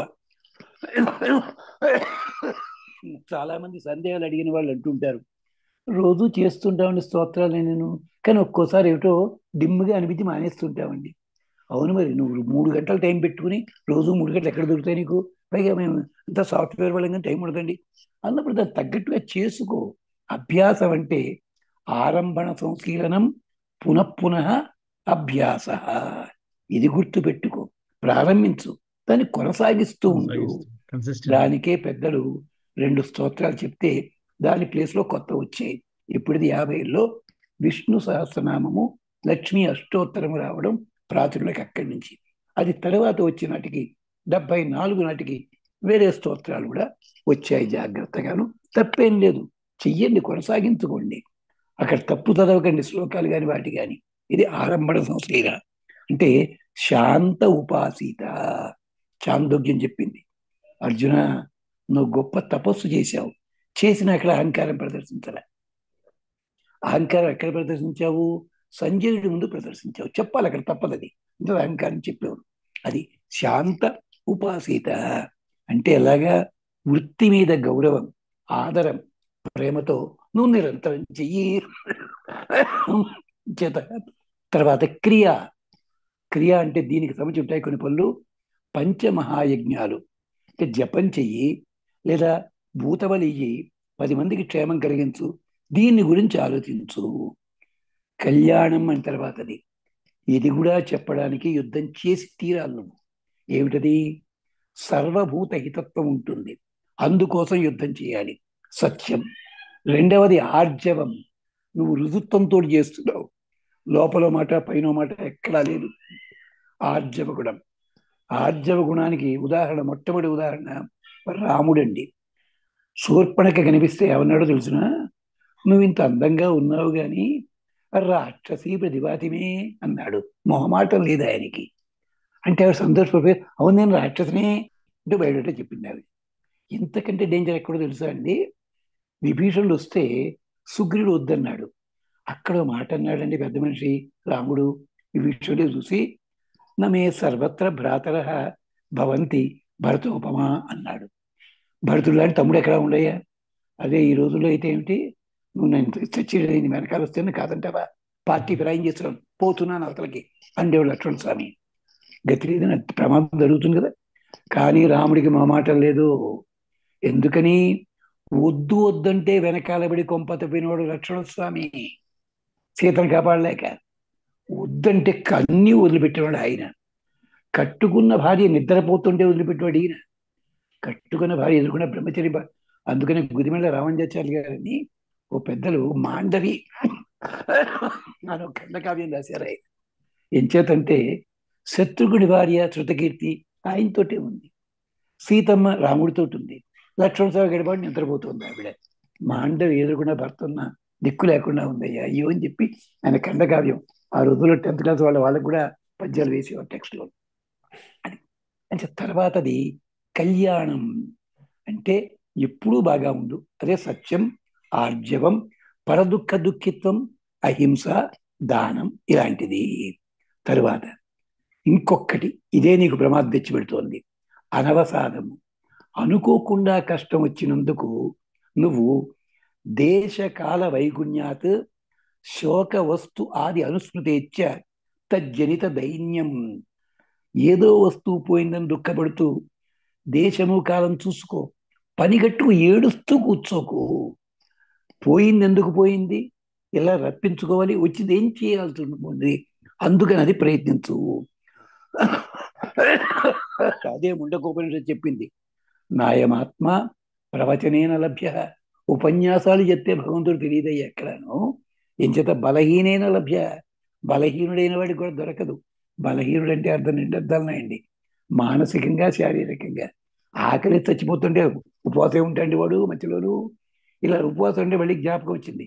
మనం తమాషాగా చెప్తుంటాం ఒక్కోసారి ఉపవాసం అంటే. ఆయన ఎవడు మహానుభావుడు ఒక ఇంటికి వెళ్ళి అట్ట ఏకాసినాడు. ఆయన మహాపండితుడు, అవతల పండితుడు. తాంబూలం వేసుకు ఇలా ఊగుతున్నట్ట. ఇదేవుడు గురువు గారు వాడు ఏకాదశి కదా, ఇదేవిడు అన్నాడు. ఏం లేదన్నా రెండోసారి భోజనం చేశాను, మూడోసారి చేయాలి సాయంకాలం అన్నాడు. ఇది ఎక్కడ కూడా అన్నాడు. గ్రంథంలో ఉందన్నట్టు పెద్ద మనిషి. గ్రంథంలో ఎక్కడుందండి అన్నాడు. ఆయన ఎదురికి చెప్పాడు, లేదు. ఏకాదశ్యాంత అహోరాత్రం భోజనత్రయం కర్తవ్యం ఉందిట. ఏకాదశి నాడు మూడు అహోరాత్రం రాత్రింబగళ్ళు 3 సార్లు భోజనం. మహాప్రభో, మీ సంస్కృతం దొంగల ద్వారా అర్థవది కాదు. ఏకాదశ్యాంతు అహోరాత్రం భోజనత్రయం కర్తవ్యం. ఓ జనులారా, 3 పనులు చెయ్యండి అని ఉందయ్యా. నీ ఇల్లు బంగారం గారు, ఇదెక్కడ గొడవయ్యా అన్నాడు. అదనమాట. అంచేత ఇలాగా మనం నోటికొచ్చినట్టుగా శ్లోకాలకు అర్థాలు చెప్పుకోవడానికి వీల్లేదు. అలాగే ఒక మాట చెప్పాడు, నిత్యం బ్రహ్మచర్యేణ అన్నాడు. ఈ బ్రహ్మచర్య శబ్దానికి కూడా మనం సరిగ్గా పట్టించుకోం. పెళ్లి కాకుండా ఉండడమే అనుకుంటారు. దానికి ముండకోపనిషత్తు చాలా వ్యాఖ్యానం చేసింది. బ్రహ్మచర్యం అంటే అర్థం ఏమిటో తెలిసిన, కేవలము వివాహం కావడం అని కాదు. స్త్రీలతో సంభాషణం, గుహ్య ప్రేక్షణం, రహస్య సంభాషణం, క్రీడ, ఆసక్తి, మొత్తం 8 లక్షణాలు చెప్పారు. ఆడవాడితో మాట్లాడు, తప్పేం లేదు.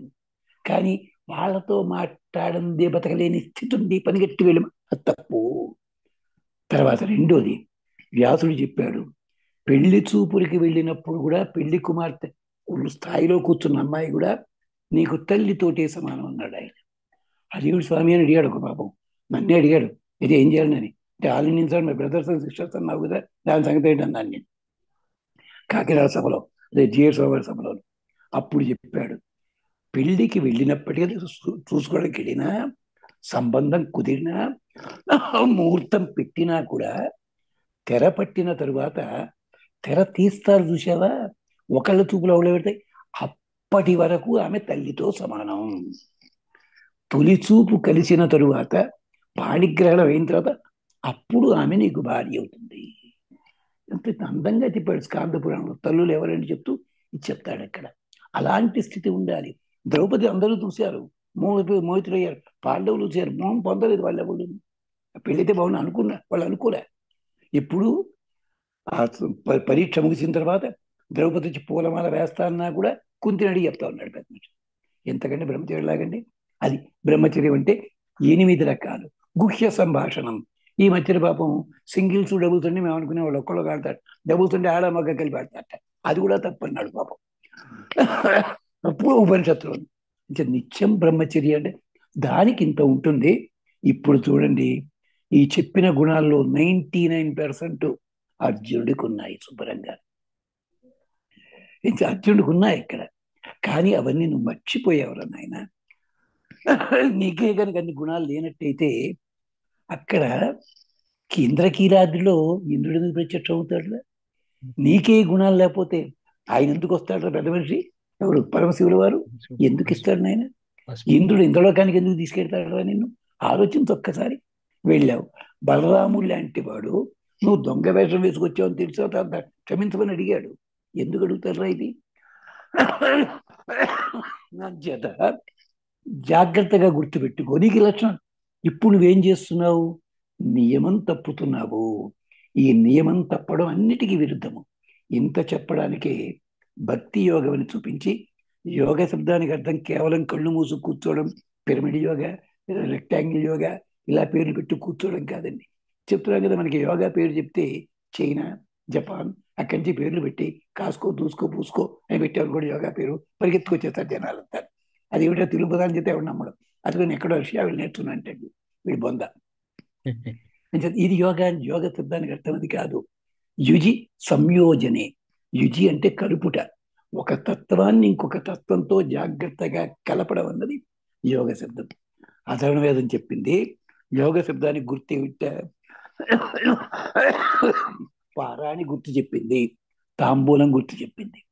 పారాణిలో చూడండి, సున్నం ఉంటుంది, అలాగే పసుపు ఉంటుంది. రెండింటి రంగులు వేరు వేరు కదా. కొత్తది వచ్చింది. కొత్త సున్నము ఒక రకంగా జబ్బు తగ్గిస్తుంది, ఇది ఒక 2 కదా కొత్తగా జబ్బు తగ్గిస్తుంది. ఇది యోగం అంటేను. అలాగే తాంబూలంలో అక్కడ సున్నం ఉంది, వక్క ఉంది, మరి ఇవన్నీ అవన్నీ కలిసి ఎర్రగా వస్తుంది. ఏమిటది? అసలు తాంబూలం తమాలవల్లి, దానికి ఉన్న రహస్యం ఏమిటి? అది కూడా మనం చూడాలి. ఏనుగు వచ్చింది స్వర్గంలోను, ఇది మన క్షీరసాగరం మొదలైన తర్వాత గుర్రాన్ని ఏమో ఫ్రీగా వదిలిపెట్టాడు ఇంద్రుడు. ఏనుగుని పట్టుకెళ్ళి చెట్టు కట్టేసేట పాపం. ఇది కల్పతరువుకి ఒళ్ళు మండిపోయింది ఎరుక్కి. నేను దానికంటే పవర్ఫుల్ నన్ను కట్టేవిటది. ఒక్కసారి చూసుకో అన్నాడు ఈయన పరమాత్మ ఇంద్రుడు. చూస్తే ఏమైంది, కట్టిన చోట నుంచి ఒక తీగ కిందకి పాకుతోంది. అది ఇదేమిటి అది చూడ, తీగ ఆకులు కూడా ఉన్నాయి. ఎందుకని? నువ్వు కామధేనువి, మిగిలిన పూజలు చేసినా చెయ్యకపోయినా ఈ తీగ ఉపయోగించుకుంటే అన్ని పూజల ఫలితం ఉంటుంది. అదే తమాలవల్లి, అదే మనం ఆడుకునే తాంబూలం, తమలపాకు, తమాలవల్లి అది. అందుకని దాంట్లో 4 లక్షణాలు ఉన్నాయి: పత్రం, పుష్పం, ఫలం, తోయం. అదల్లాగా కాయ లేకుండా వచ్చింది కదా, అది పత్రమే కదా. పుష్పం కూడా ఉండదు కదా. పత్రం పుష్పం, పుష్పం లేదు, ఫలం ఎక్కడ, ఫలం లేదు కదా. కానీ తింటే మంచి జరుగుతుంది, అది ఫలం. తోయం, తమలపాకులు ఎండిపోయినప్పటికి కూడా కాస్త జల స్పర్శ దాంట్లో ఉంటుంది ఎక్కడైనా, అదిట. అందుకని 4 ఉన్నాయి దాంట్లో. దేవతారాధనకి వీటికి ఉపయోగిస్తావయ్యా. దీని మీదే మా రుక్మిణమ్మ కృష్ణ మీద జోక్ చేసింది ఓ చోట. దాంతో వాళ్ళే ముగిస్తాను. రేపు నెక్స్ట్ టైం అదే మన కర్మ జ్ఞానం వాటిలోకి వెళదాం మనం. ఏమిటంటే, రాజశ్రీయాగానికి వెళ్ళాడు కదా కృష్ణుడు. సరే, సభలో జరిగిన సంగతి అంతా అయింది. ఎగురుకుంటూ వచ్చాడు గెస్ట్ హౌస్కి. రుక్మిణి, ఏమిటని నువ్వు ఇలా, మీ తమ్ముడయ్యా నాకు సన్మానం చేశాడయ్యా. ఎవరు? ధర్మరాజేనా అంది ఆవిడ. అవును. ఏం చేశాడు?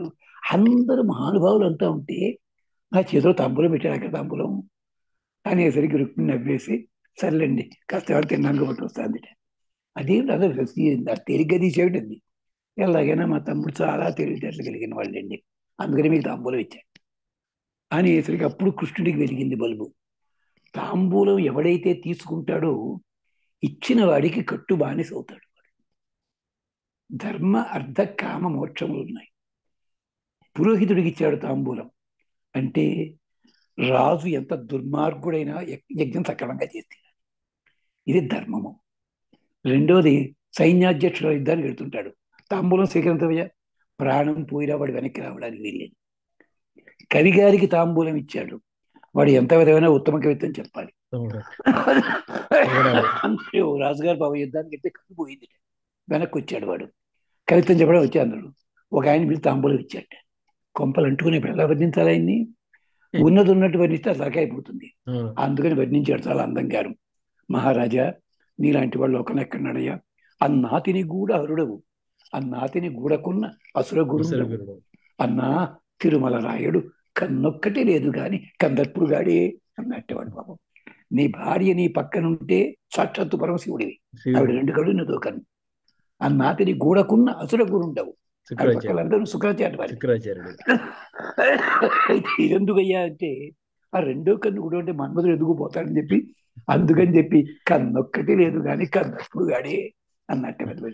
ఇలాగే అదే అర్ధ ధర్మ అర్ధ అయిపోయాయి. కామము నేను వేరే చెప్పక్కర్లేదు, చింతామణి నాటకం. తాంబూలం ముచ్చుకున్నాను, అత్తవారిచ్చిన అంటూ మావిడితోటే అటే పోయాయి అన్నాడు పాపం. దాంట్లో తాంబూలం మేజవాణిలో తాంబూలం ముచ్చుకున్న పాపానికి. ఇక కామము అది ఇది మోక్షం. అందుకనే భగవంతుడికి తాంబూలం మోక్షం కోసం అని చెప్పి, అది విశేషం. ధర్మాన్ని కూడా చెప్పాడు, భార్య ఇస్తున్న భర్తకి అన్నాడు. దాని మా అమ్మాయి కోప్పడ్డా కానీ ఓ సరదాగా జోక్ చెప్తాను. ఏడు మాస్టర్, నేను ఏదో బజార్లో చాలాసేపు కనిపించాను, నాకు మధ్యాహ్నం సాయంకాలం నాగించి ఎందుకు దాకా ఏం లేదయ్యా అన్నట్టు. అలా మీరు రాలేదేమిటి అన్నాడు. మా ఆవిడ కంట్లో నడుసు పడింది, డాక్టర్కి వెళ్తే లేట్ అయింది అన్నట్టు. అదృష్టవంతులు, దానికి అరగంటే పని అయింది, 200 ఖర్చు అయి ఉంటుంది. మా ఆవిడ కంట్లో గొలుసు పడింది, అందుకని 8 గంటలు పట్టింది అన్నట్టు. అంటే తాంబూలంలో విశేషం చెప్తూ ఇది తమాషా. అంటే ఒకప్పుడు ఆంధ్రపత్రికలో కథ కాని కథ అని పడుతుండేది. అలాగా తమాల ప్రతి దాని భక్తి లోపల 16 ఉపచారాలు ఉంటాయి. ఎందుకు అంత పెద్ద కథ దీంట్లో చెప్పుకో. 16 ఉపచారాలు యజ్ఞాల్లో లేవు, భక్తికి వచ్చాయి. ఎందుకోసం వచ్చాయి కానీ షోడశ. ప్రతి దానికి నియమం ఉంది. అలాంటిది భక్తి. అలాంటి భక్తి తత్వం ఉన్నా లేకున్నా నీకు అది తెలిస్తే చాలు, నీకు క్షేమం కలుగుతుందిరా. అందుకని నువ్వు నా పాదాల మీద మనసు పెట్టుకో. దీనికే ఒక్క ఉదాహరణ భాగవతం. ఏమిటిది? అక్కడికి మా కుసరాజు గారు చెప్పారు, టౌన్ పక్కకి వెళ్ళద్దు, డింగరి డౌన్ అయిపోతావని. వెళ్ళాడు కృష్ణుడు. మనం బట్టలు కావాలనుకుని ఏం చేయాలండి? రెడీమేడ్ సబ్బులు తీసుకోవచ్చురా. చాకలాడు ఎవడో పెడుతున్నట్ట. ఆడి బట్టలు ఇస్తావయ్యా అన్నట్ట. అది ఆయన వేరే వాళ్ళ బట్టలు, నీకెందుకు? వాడు ఒళ్ళు పొగరెక్కన్నట్ట. మీకందరికీ వెన్నెలు నేతులు తిరిగి పొగరెక్కున్నాడు. కృష్ణుడు వెంటే దవడ మీద కుట్టాడు, తలగిరిపోయింది. అది చూసిన ఒక సాలేడు పక్కనే సాలివాడు, ఇలా రండి స్వామి అని చెప్పి వస్త్రాలు పెట్టాట. వస్త్రాలు పెడితే వాళ్ళకి వస్త్రాలు కట్టుకున్నారు. వెనక్కి తిరిగితే అక్కడ లేదు, అక్కడ షాపు లేదు, పెద్ద మాల్ ఉంది. ఇదేమిటన్నాడు. వస్త్రం ఇచ్చావు కదయ్యా, నీకు క్షేమం కలుగుతుంది అన్నాడు. అలాగే పూలమాల వాడు కూడా పూలమాల కట్టించాడు కొత్తవి. ముందు అడిగాడు మామూలు, లేదా కౌసుడికి కట్టినవయ్యా, నీకు ఇవ్వడం బాగుండదు, కొత్తవి ఇస్తా అని చెప్పి కొత్త పడి కట్టించాడు. ఇచ్చి అంటాడు, నీ పాద కమల సేవయు నీ పాదార్చకుల తోడి పొందు నితాంత నా పారదయును నాకు ఇవ్వయ్యా స్వామి అన్నాడు. ఆయన వెనక్కి చూస్తే ఇక్కడ పూల షాప్ లేదు. పూలు కట్టేవాడు 100 మంది ఉన్నారు అసిస్టెంట్లు. అలాగే ఈ లోపల వచ్చింది కుబ్జ. ఈ పెద్దవాడు చిన్నగా ఉండేది, అడగచ్చు కదా. సుందరి ఎవరు నువ్వు అన్నట్టు ఒళ్ళు మండిపోయింది కుబ్జకి ఆ పద్యాలతో ఉండి. నీబోటి చక్కదనంబులు ఎల్లవారికెల్ల కలుగును అంది ఆవిడ. పాపం, నువ్వు అందగాడివే, నన్ను వేళకోవడం చేస్తావే, నన్ను కుబ్జేయనరు, కౌన్సిల్ సేవ చేస్తున్నాను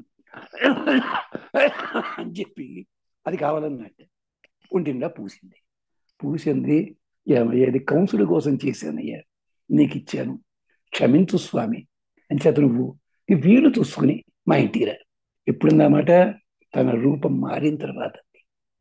మర్నాడు కృష్ణుడు వెళ్ళాడు అక్కడికి. ఇది మీరు ఇంతవరకు భక్తిగా ఆగారు, భక్తి ఫలితం ఏమిటో ఇప్పుడు చెప్పబోతున్నాను. ఆ కుబ్జకి కృష్ణుడి వల్ల, ఆ తేజస్సు వల్ల అబ్బాయి పుట్టాడు. ఆ అబ్బాయి మహాభారత యుద్ధంలో ఒక ప్రముఖ పాత్ర వహించాడు. భీముడికి personal manager, assistant, body guard. విశోకుడని పేరు వాడి పేరు. యుద్ధం అయిపోయిన సాయంకాలం భీముడు ఇంకా తిరిగి రాలేదనుకోండి, అందరూ కంగారు పడుతుండేవారు. ధర్మరాజు గారు కూల్గా కూర్చుని, విశోకుడు ఉన్నాడు అక్కడ, వచ్చేస్తాండి అంటే భీముడి కంటే నమ్మకం విశోకుడి మీద. ఎందుకని? విశోకుడు కృష్ణ పరమాత్మ వల్ల పుట్టినవాడు. అంటే భక్తి వెనకాల ఎంతటి ఫలితం లభిస్తుందో చెప్పడానికి సిల్లీ ఉదాహరణలు అనిపించినా కూడా ఎంత లోతైన భావం చెప్పాడండి మహానుభావుడు. అలాంటి కృష్ణుడు చెప్పిన భక్తి యోగాన్ని బట్టి వేళాకోళం చేస్తాను ఒక్కొక్కడును. నాయన, అందుకోసం కాదు, భక్తి, జ్ఞానము, యోగము, కర్మ సాధ్యం ఇవన్నీ కూడా దేర్ ఆర్ ఇంటర్లేస్డ్ టుగెదర్. ఒక్కొక్కటి విడిగా చూసినట్టే విడిగానే అనిపిస్తే ఎంత అవుతుంది. ఇవన్నీ ఒకదానితో కలిసి ఉంటాయి.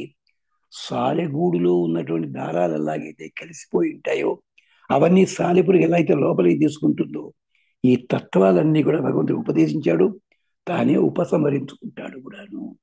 ఇదే మనకి ప్రమాణం లోపల దానికి బ్రహ్మసూత్రాలు, వీటికి ప్రస్థానత్రయం అని పేరు పెట్టడంలో ఉద్దేశం అదనమాట. సరే, మళ్ళీ దాంట్లో ఇతర భాగాలు మళ్ళీ మాట్లాడుకుందాం. ఇవాళ కొంచెం భక్తి తత్వం మీదే కొంచెం ప్రధానంగా మిగిలిన చోట దొరకని విశేషాలు జ్ఞాపకం చేద్దామని ప్రయత్నం చేశాం. స్వస్తి.